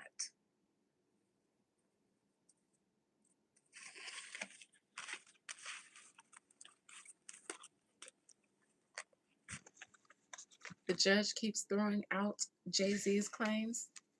They don't have every judge in the bag, and the problem is they're a liability now. When that judge in Miami in the Milagro and Megan's case ruled that Milagro could be seen as new media, when I read it, I saw that the judge was apprehensive about working with them, even though her and her husband, should have been in their pocket, simply because they're a liability. Milagro Grams, Megan the Stallion was a liability, and I thought that judge probably felt she had to play to her allegiances, but she didn't really want to, which is why another judge had to come back over her and then re-rule in that case all this time later.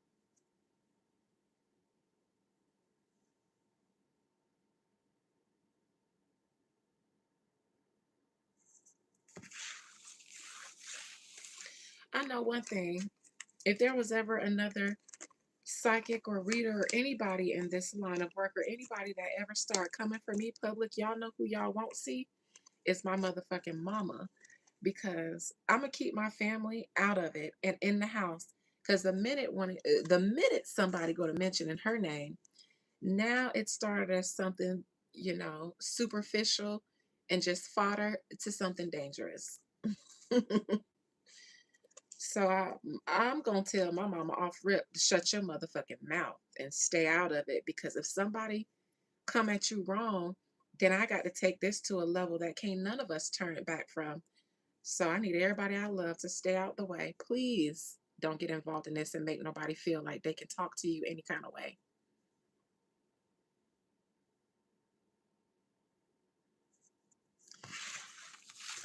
Celebrity Tarot, you asked when will Rock Nation crumble? Maybe they won't. Maybe not the way that you guys want them to. But from my perspective, I don't see them as standing upright. You guys want him to have, or Rock Nation to have, a Diddy and Bad Boy moment. What if his crumbling doesn't look like that? What if it looks like this? Jay-Z having to comb out his dread with his wife's detangler so he can go out with a blue fro and then talk about people who won't talk about him back after he's been the god, Hove of music, and not even Beyonce or her mama can save him. That he married Beyonce because of the doors in the room she can get him in.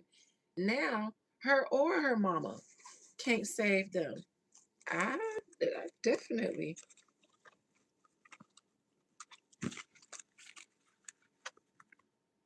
Megan, they big investment that failed. Who else they got over there at Rock Nation? I remember they was getting into Rock Nation sports, and they was taking over at some point. I ain't heard nothing about them signing nobody lately.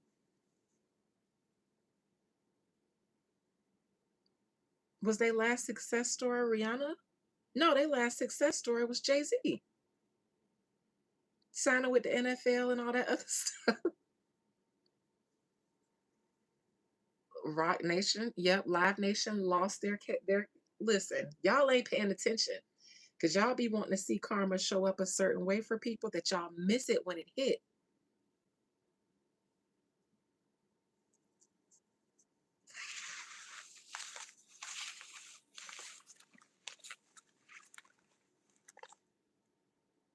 Is he? I never knew who J. Cole was signed with. Everybody likes J. Cole. I never did. I never did care for his raps. I'm not a hobo rap kind of girl. Mm-mm. Mm. I think he's okay. He's lyrically talented. I could tell, but I'm not listening to that shit. I ain't riding with you in no hoopty listening to that shit. Do you see me? Do you see me? What I look like riding shotgun in your Honda Civic, listening to hobo raps. Put my shit on. Hell no. Okay, I'm real down to earth, but not that. For me to be so intelligent, I need low vibrational entertainment. It's the balance. I'm riding in my car. You is gonna hear the most Florida YN shit. I'm gonna have the Young Boy station on. I definitely go in between Young Boy station and Kodak station while I'm in the gym. In the car, these days, I've been putting it on the Plies station because Plies station gives you the era of rap that I feel like was at its peak, like the early 2000s. And it has a lot of that R&B funk on there. Not regular R&B songs, but R&B funk. You can hear the Pretty Ricky and the Blue Star songs on there. You can hear the T-Pain on there. You can hear the old the John Doe song on there. You can hear If You Really Want It. See, it's them kind of. So I've been listening to the PlayStation because it gives me a little bit of everything. J. Cole, I don't listen to that shit. I like Kendrick, but I don't listen to his shit like that. It's like I know they're good artists, but do I want to hear their shit like that? No. Bitch, I am from Florida. I am a gremlin. I am a thug. I was raised on Trick Daddy and the Jam Pony Express mixtape. So what can I say? I grew up with donks, box Chevys with speakers in the back that'll knock your wig off. Got a sharp mind though. Chloe and Hallie, they were signed to Columbia Parkwood, but they ain't want to listen. I think Chloe and Hallie was their own worst enemy. They should have stayed singing together and they'd have still been here. Or just separating and breaking apart, and that might have worked better for them.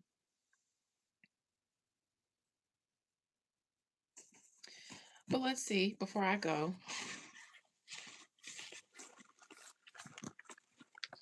Chloe wanted to be fast in the ass, and Hallie wanted to be a baby mama. I wouldn't invest not a nan, not a dime in them. Not a nan, not a. With their beautiful voices. Because, to be honest, investors don't typically give you two investments after you failed the first one. I don't know if anybody in here knows about business or ever have needed an investor. But bitch, what does it look like when somebody invests into you and your business and then you fail and then you come back asking for another investment? That's not how investing works. That's not how it works. Yeah, no. If I invest $1 million into you and all the resources needed to make you successful and you fumble because you fumbled, not only aren't you getting not another dime from me, but I might blackball you because you're just bad for business. Y'all got to think about it from the money perspective, not from your emotions. Because I would absolutely no longer, I would shelve them too. Absolutely shelve them and blackball them. I would. I'm telling you, I would. And some of y'all know me in my heart. I would.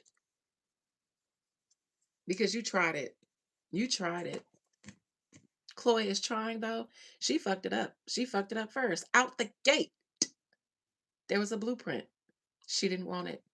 She wanted to clover kisses. I swear that's where she ruined everything with that stupid lollipop and that clover kisses.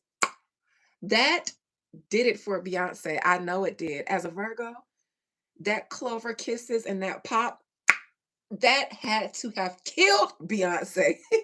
I know it was that pop and the clover kisses and the sexy kitten heel voice she was talking in. Beyonce probably ripped that contract up right then and there. That bitch just popped. Is she speaking in a kitten heel voice? Oh no. What the fuck is a clover kisses? Uh-uh. If I was Beyonce, I'd rip it. Rip it. We'd have had a rip it party. We woulda. Mm-mm. I done set my mama out to cameo in your video while you pussy popping on a handstand. Bitch, that's not what I wanted for you, but we gonna see if it works because I'm gonna let you have a little bit of your own creative vision. And maybe they should have could have gotten away with Have Mercy. But that Clover Kisses Candy Pop video,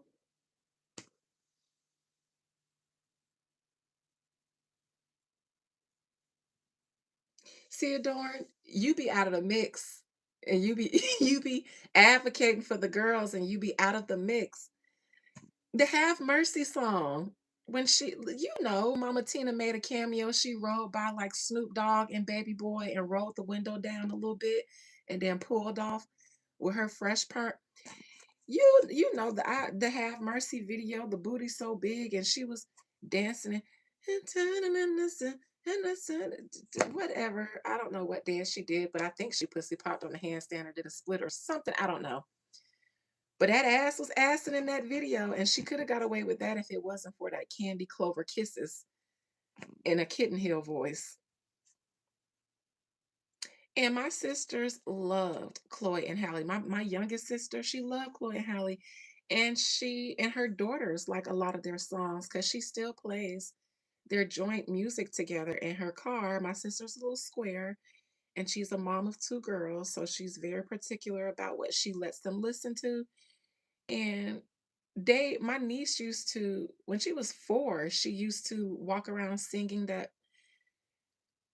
Pray It Away or something song that Chloe had.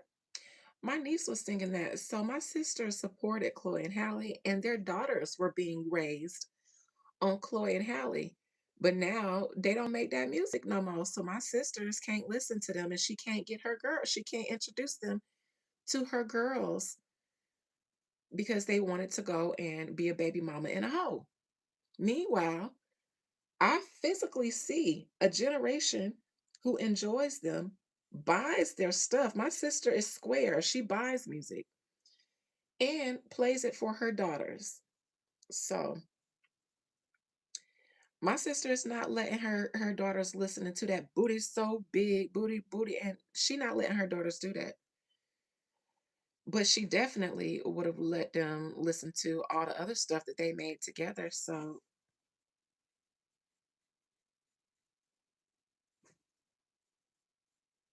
I like their voices together much, much better than I like them individually and separately. So I would have listened to their music if they were still together. I think they sounded angelic together. And they still sound amazing apart, but they sounded otherworldly together. Yes, sissy. Yeah, as soon as they got off the porch, they got loose and made permanent mistakes. Chloe ain't been right since she let Baby Boy knock her screws.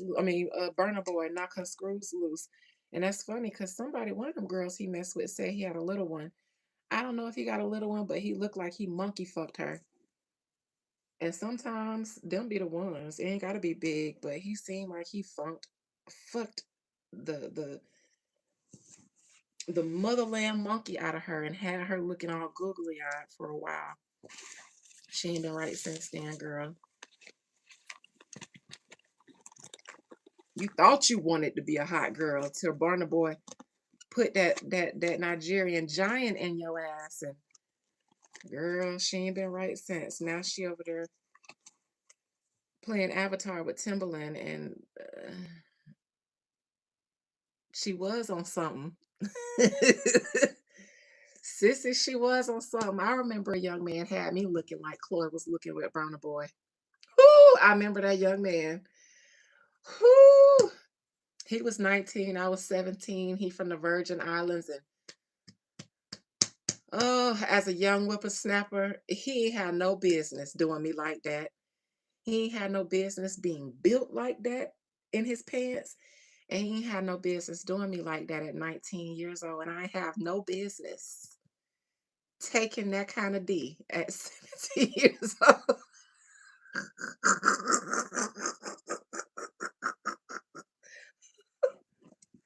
I don't think twice about Tiana Taylor. We ain't had no business. He ain't had no business doing me like that in our teenage years. But I remember I seen that look upon Chloe's face before, so I know what Burna Boy did because I remember that young man did that at his mama house when his mama was in the living room, and I was so ashamed when I did the walk of shame out of that room because she said, "Girl, I thought I was gonna have to call the police." And I was embarrassed, but man, I was in so much, I don't know, pleasure, pain. It wasn't pleasure. I was in pain, bitch. I couldn't even let the shame sink in. I just had to, yeah, you're right. Walk. But she laughed the fuck at me in my face. His mama was a lesbian. So she was cool with letting her son take me through that like that. But when I came out that room, she said, I thought I was gonna have to call the police. I thought, bitch, you shoulda. Cause you raised this young man, so you know what the fuck he was gonna do it. You used to wipe and clean that dick. You should have warned me. Definitely was a PR relationship with Aaron Pierre. You know, he like him light or white. He might like a little brown now, but you know, them UK blacks, whenever they want to come pander to the US, they got to do it with somebody that's down with the black community because, you know, it's a stigma about the UK blacks taking our roles and opportunities and stuff that they don't offer to United States blacks. And he used to date a white woman. So he knew what the fuck to do if he wanted to come pander to the US. It's like Tyler. You was born and raised in South Africa, but Aaliyah, Rihanna, and the Dungeon Family is your favorite artist. How do you even know? Where is all the African artists that you listen to? But and even not saying Aaliyah and them can't be, but it would seem more realistic if she named artists that weren't from the US as well. Then it just seems like you're pandering because I know you have some other artists that you enjoy that are from Africa, but it's not a part of the PR package of pandering to the Black Americans to talk about that. Aaron Pierre is fake. Anybody who does a PR relationship is fake to me, but sure. Will Rock Nation fall? I've been trying to get that out. One Spirit, will Rock Nation crumble as an entity? Jay-Z, hold your lace front, because I know you said they've been waiting on y'all to fall, and whatever else you said in that freestyle about y'all not falling and you prayed 40 days and nights and your wrist got flooded. I said, what the fuck ritual did he do? But whatever it was, I'm gonna do that. I'm gonna pray for 40 days and 40 nights, but I'm gonna pray for something else. And we're gonna see what the fuck happens. Spirit, will Rock Nation crumble to the ground? I'm talking about to the ground. The sun. This looks like Tory Lanez.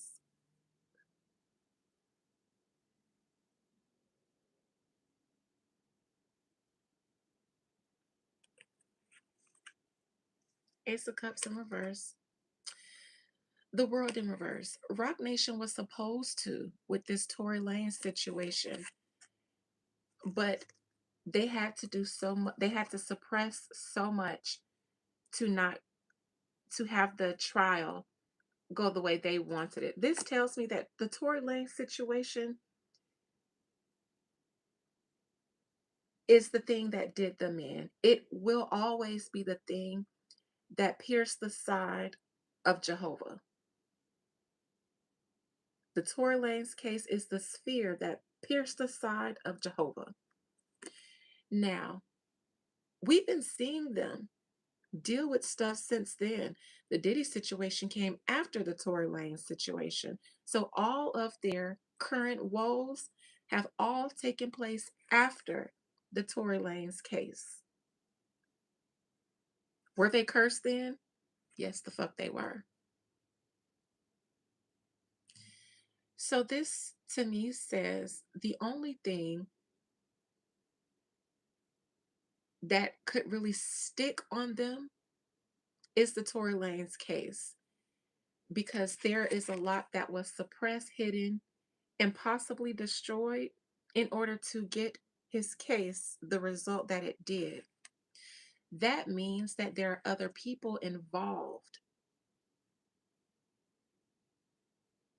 who are just as much as complicit.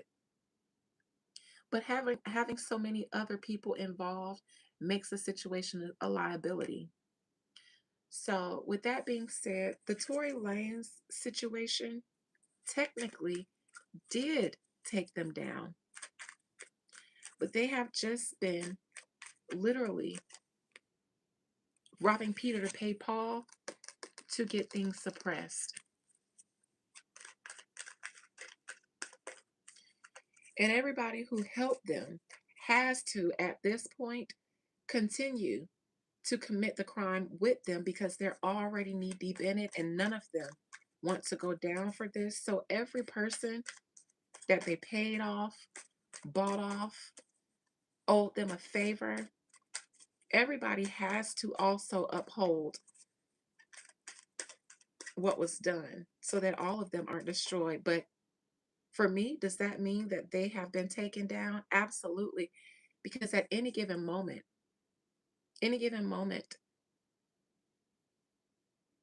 the cards could fall. News just came out about his investment firm is trying to buy a 50% stake in Fenty. Didn't Rihanna just say goodbye to Fenty? Was it Fenty Beauty or Fenty Clothes? Right. Fenty is done. So,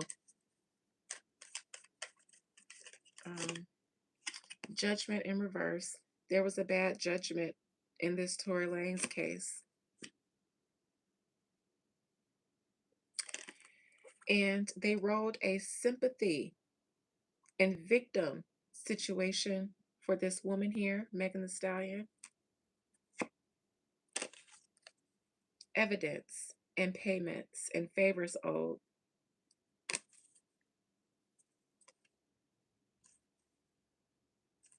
Anyways, so that's that with that. If you want to see them fall, then you'll have to look at the collective of their past several years, and then you will see it. But if you're waiting to see it all over the blogs and everything, then good luck with that. But again, ask that lady, because she's usually really good with determining specific dates before a black celebrity goes to court.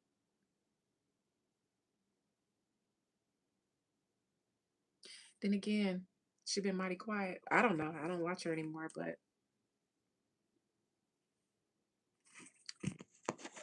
all right, that's that with that. I was gonna do a members live, but I've been here for so long. So members, you'll all get your lives tomorrow. I've been so busy this week. I have ceremony to do tomorrow, Friday, and Saturday. I did one yesterday. I needed to fit myself in, but maybe next week.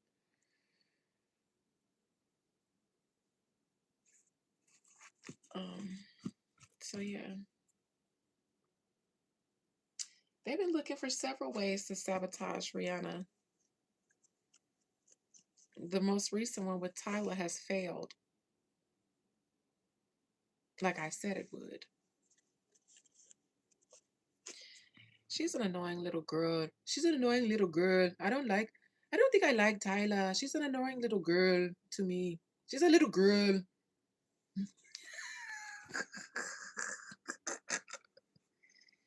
She's an annoying little girl. Am I a Rihanna fan? I'm a fan of me. Do I like Rihanna? I do. I do. I can't say that I'm a fan of anyone. Never have been, never will be, but I enjoy her. And the first Rihanna album that I ever listened to was Anti. Never heard a complete album of hers in the past. I would patronize her music based off of what came out on the radio and stuff, but it's because her vocals aren't strong. So I like her personality. I like her vibe. I like her as a vibe. I could see myself hanging out with Rihanna and Melissa. I like Melissa. I like Rihanna and her friends. I do. I do. They seem fun. Like they like to smoke, drink, and key. And I like that shit. I do.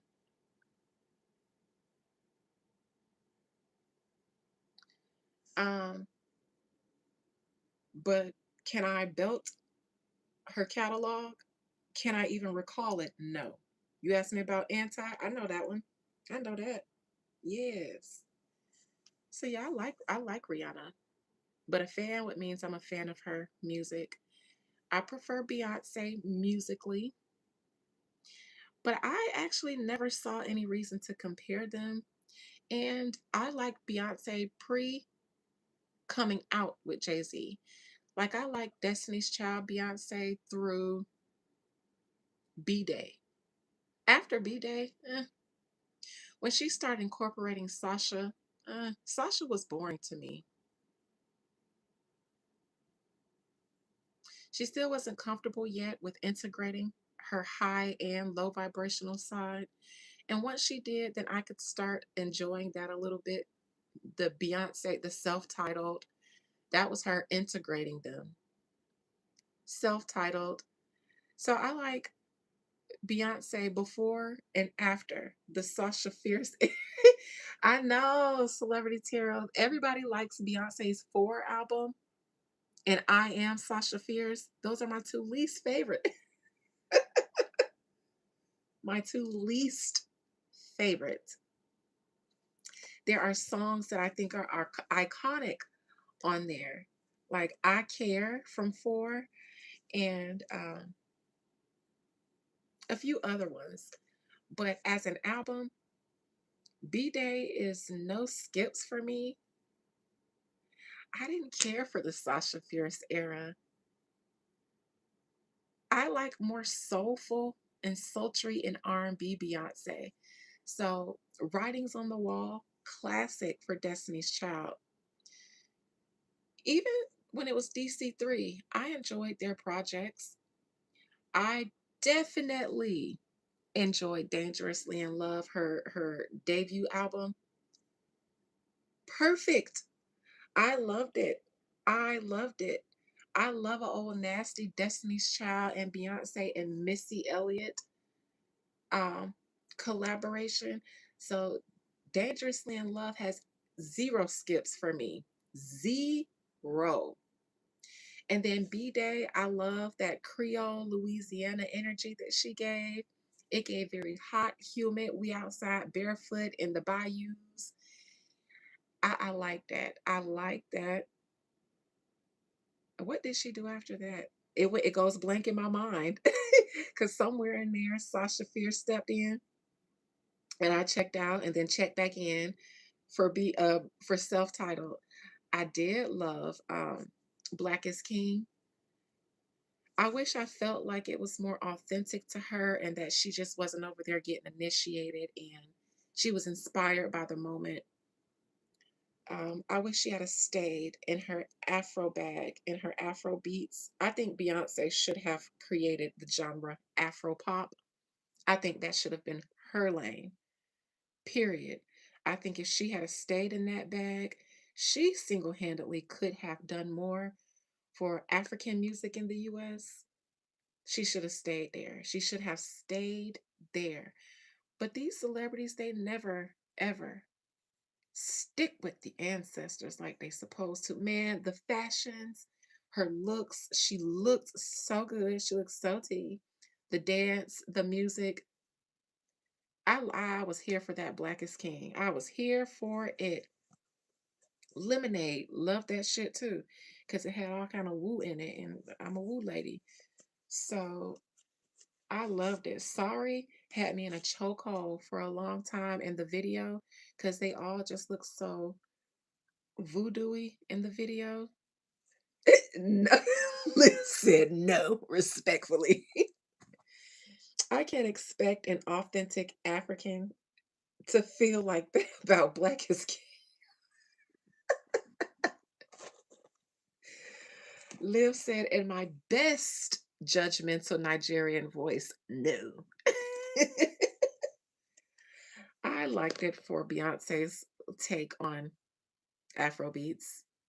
Oh, Sissy, I keep forgetting. I'm so sorry, Africa, Sissy. I'm so sorry. Maybe because I don't know. Maybe that's why, Sissy. I don't know. I don't know. It's because no, it's because you're a barb. Is why I keep forgetting. It's it's because I have to call you Sissy, and I can't really say your name like I want to. But your name is African as fuck. But it's not like Nigerian African.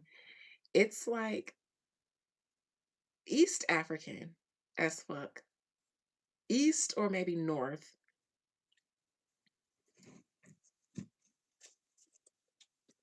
You guys know I love Sissy's name. I wish I could say it, but I can't dox her like that. But man, Nikki is sus to you, Celebrity Tarot. Why sus? Why? Um,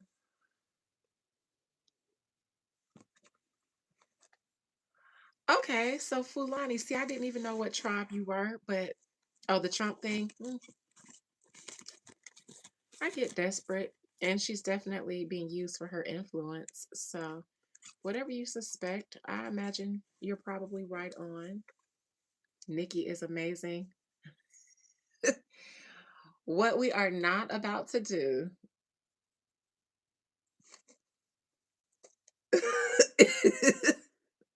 She is a great rapper. I do. I do. I do. I do. I never take away from that, but I'm not going to say I haven't personally been disappointed. I would have liked to see her stand on her throne and make them people get it in blood. That's the kind of shit that I like, man, cuz it's so many resources and options that she did not explore before she went to Trump, and I am one of them.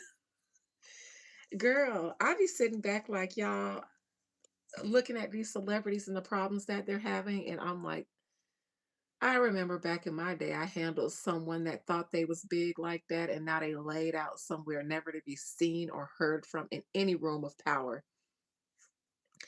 And once I found out that I could get somebody out of ICE and stop their deportation, when just like Milagro that person had a fair ruling, and then another judge came and went over the first judge ruling and said that they will be deported, and I said they will be home. And within 90 days, they was home. Child, when I did that, I said, man, listen, these people could call me. They need to call me, but maybe, just maybe, they need to sit in it and go through what they're going through. Thank you, sissy. But yeah, I just be like, Nikki, girl, if you really felt like you was as big and powerful as you said, you would have never went to hide under the shade of the balls of Benjamin Netanyahu. See, y'all thought I was gonna say Trump, didn't you?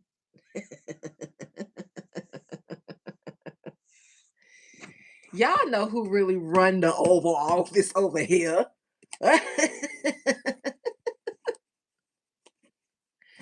She had to go sit down with BB Erica, APAC Erica. She had to sit with APAC Trump, APAC Alex. Who else she sat with? Who knows who's next? That's BB's. Yeah, no, you was supposed to, you was supposed to say, I know who I am. I know my black ass African roots. And let me go over to the motherland or somewhere where they practice some shit stronger than life itself.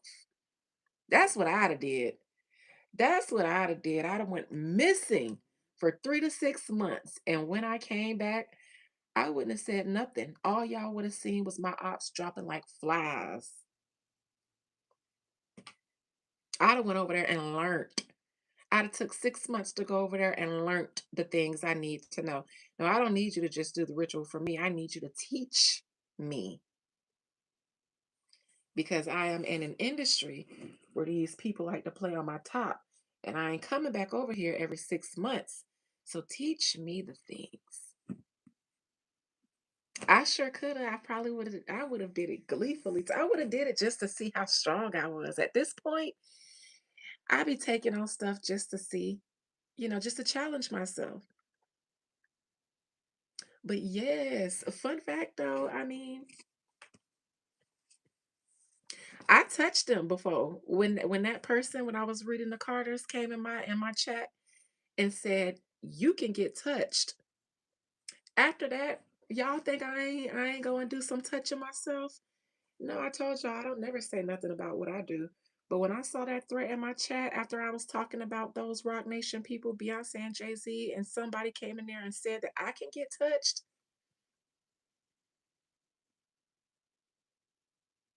I put my little hands over there. I did. I did because I don't know if this person was sent by y'all or not. But because they speaking on y'all behalf, everybody got to get it. I ain't got time to figure it out. I can't afford to wait to see. I can't afford to wait to see if this person is serious or not. And eh, you better make sure you touch me first, and you better touch me good. I saw that comment that night, and then that same week, y'all want to touch people, and it wasn't even really specifically on them, but I said if anybody over there want a problem, let's make one. I said, let y'all be let me tie y'all up in something else to where y'all ain't got time to be sending millions in my life to threaten me about me being touched when I'm horny. Touch me. Don't threaten me with a good time while my hormones is raging. Because we all getting molested in here. We're all getting touched. You getting touched. I'm getting touched. Everybody can get touched around here. I love threats like that. Let's have a touching party. Come on, everybody. Let's touch it, bring it, pay it, watch it, turn it, leave it, stop for a minute. Let's all just start filling up on each other around here. Put your hand right here, because if you're going to touch me good. I sure did. I said, let me give y'all some shit to do since y'all seem like y'all got time on y'all hands. Nothing bad. I just said, let me see if let me make y'all busy. Because I don't know who this person is, and maybe y'all don't either. But I don't know. And I can't afford to.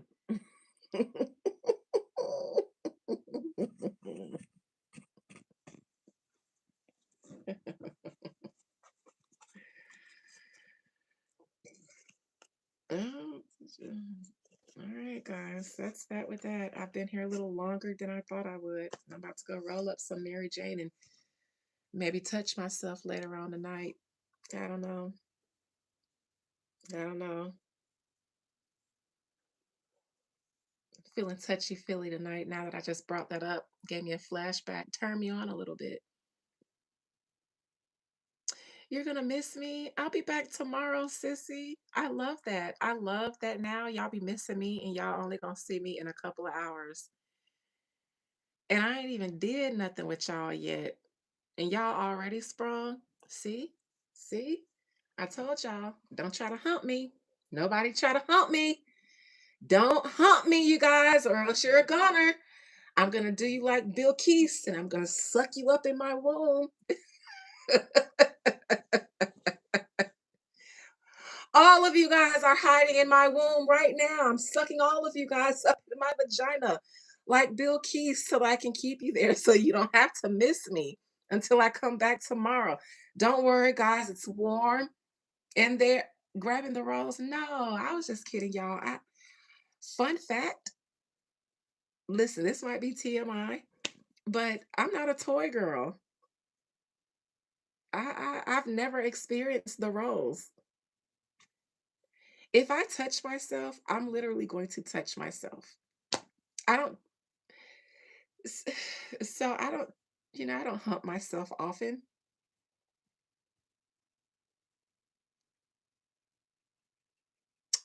I might have just told a little white lie. Well, it depends on what you guys consider often. Maybe but I'm not a toy girl. Yeah, I like to use what the Lord gave me. Nobody knows me better than me. You know what, adorned? Adorned. Don't ask me these things because I don't have filters. So if it's just me by myself, I don't really not John Nosy. Oh gosh. And I have an Aries stellium, so here we go. So I so when it's just me by myself, I don't okay, guys.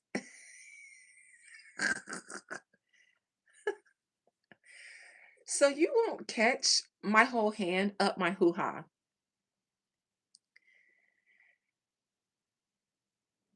So I don't always just be digging up there. It's am I blushing? Okay. So I'd have to show you guys. I can't explain it. You just have to be there. I'm blushing. I didn't feel like I was because I wasn't ashamed of what I was saying.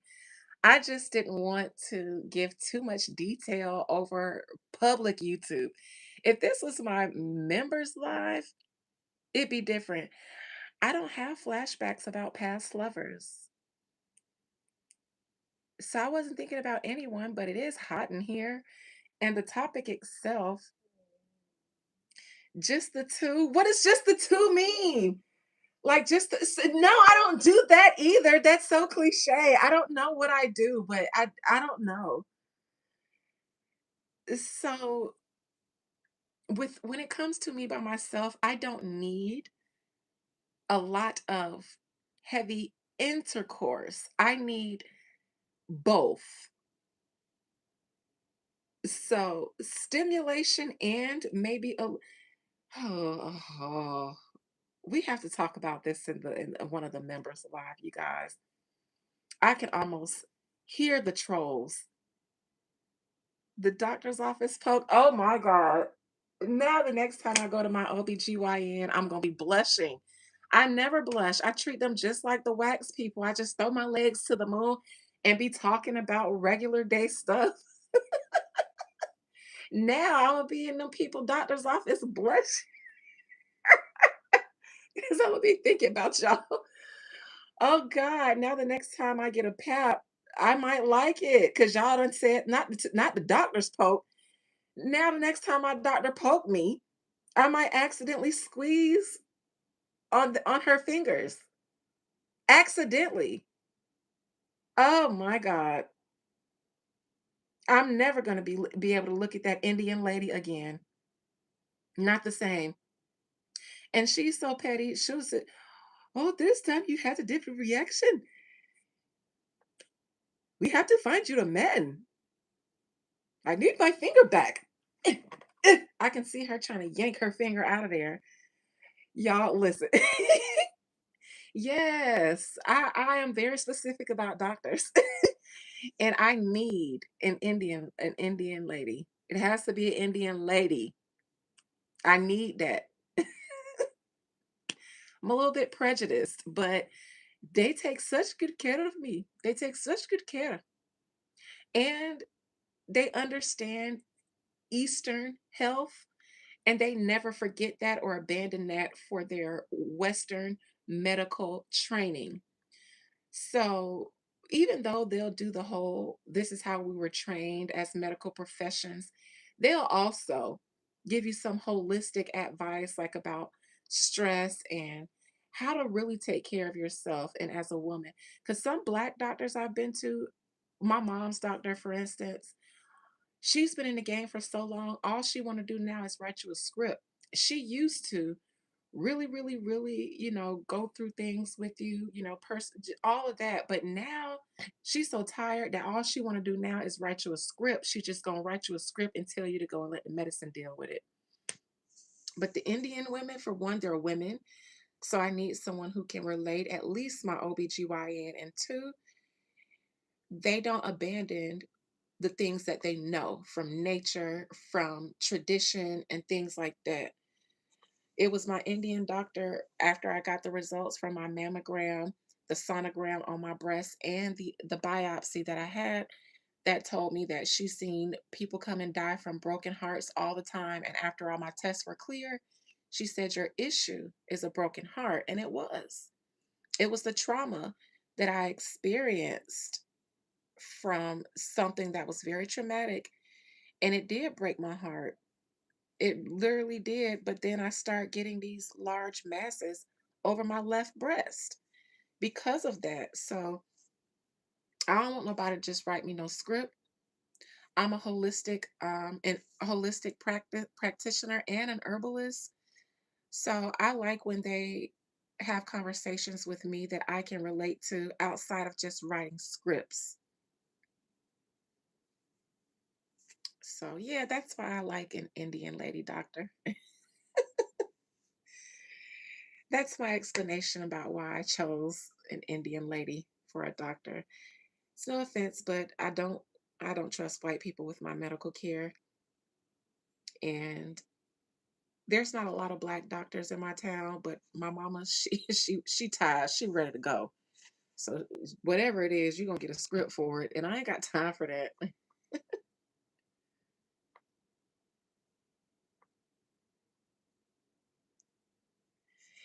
Yes, Trump came to the game. What's wrong with that?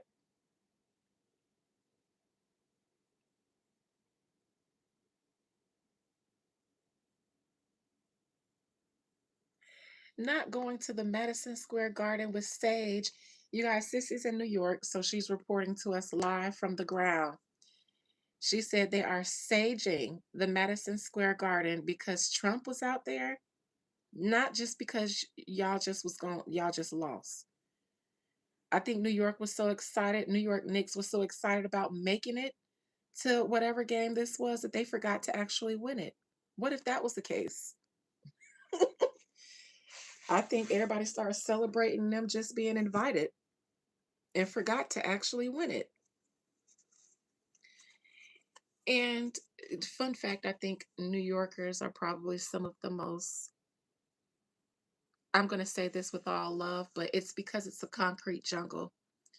I think that New Yorkers are a little bit delayed, not in a way where it's going to be harmful, but living amongst all that concrete, that is not good. Not good for the immune system, not good for the psyche. A 13-game winning streak. Oh, okay. See, I don't keep up with the sports stuff, so I thought New York Knicks, the way they were celebrating, I thought they were like a losing, losing, losing. As soon as he came, we lost.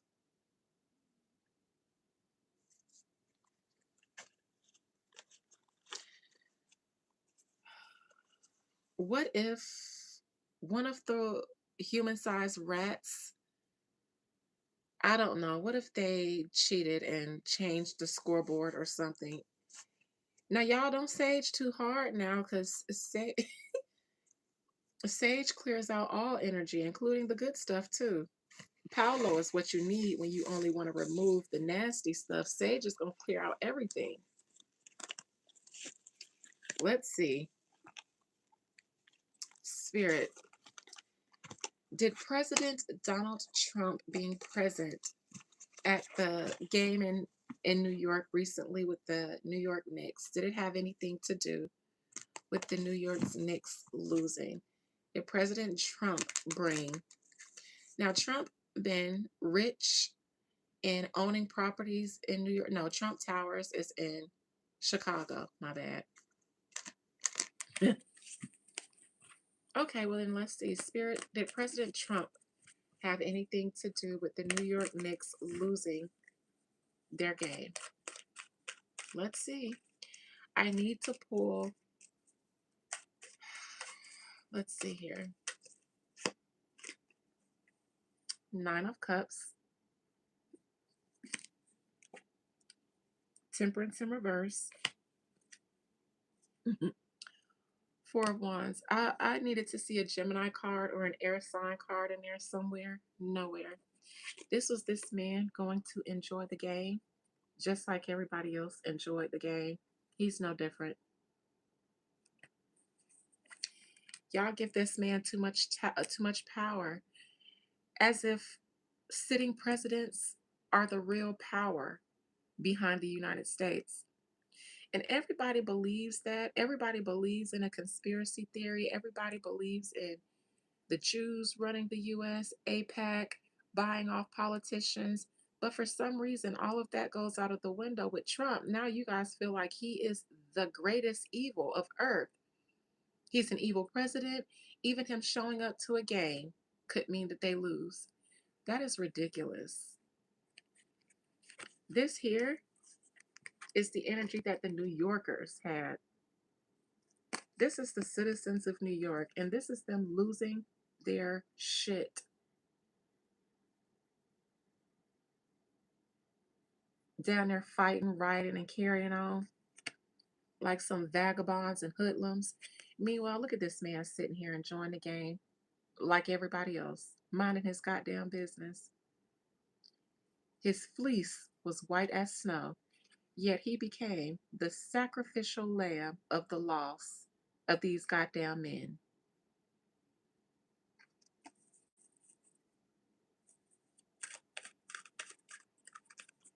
I'm telling y'all, it's the lack of nature in New York.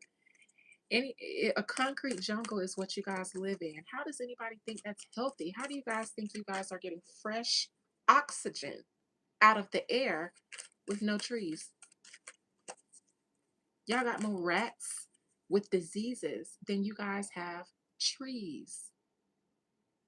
Think about that.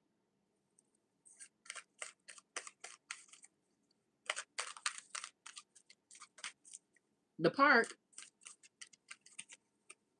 them lab trees, them lab created trees. You talking about Central Park? Where they just took all the trees in the city and put them in one spot and told y'all to hear down.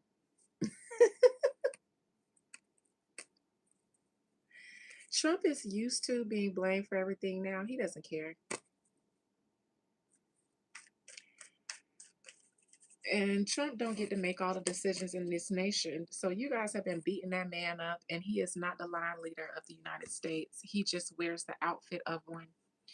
If you guys was really, and not you guys, but if these people were really about that life, the issue would be with the people who they have always been rumored to run this nation, not the people who have always been rumored to just be puppets. All this smoke for Trump, and then there'll be another president to do the agenda of a foreign entity after him.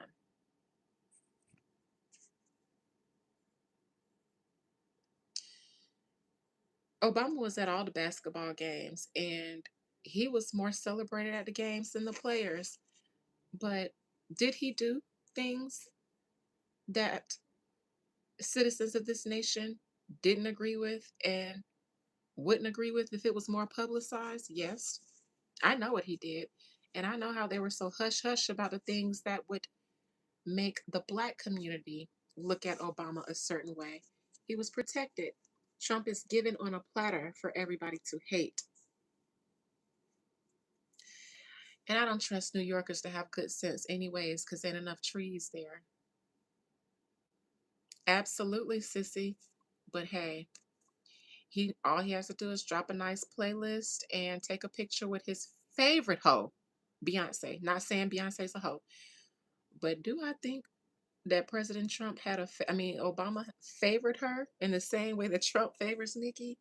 Yes. Do I think Beyonce let Obama hit? Hell yeah.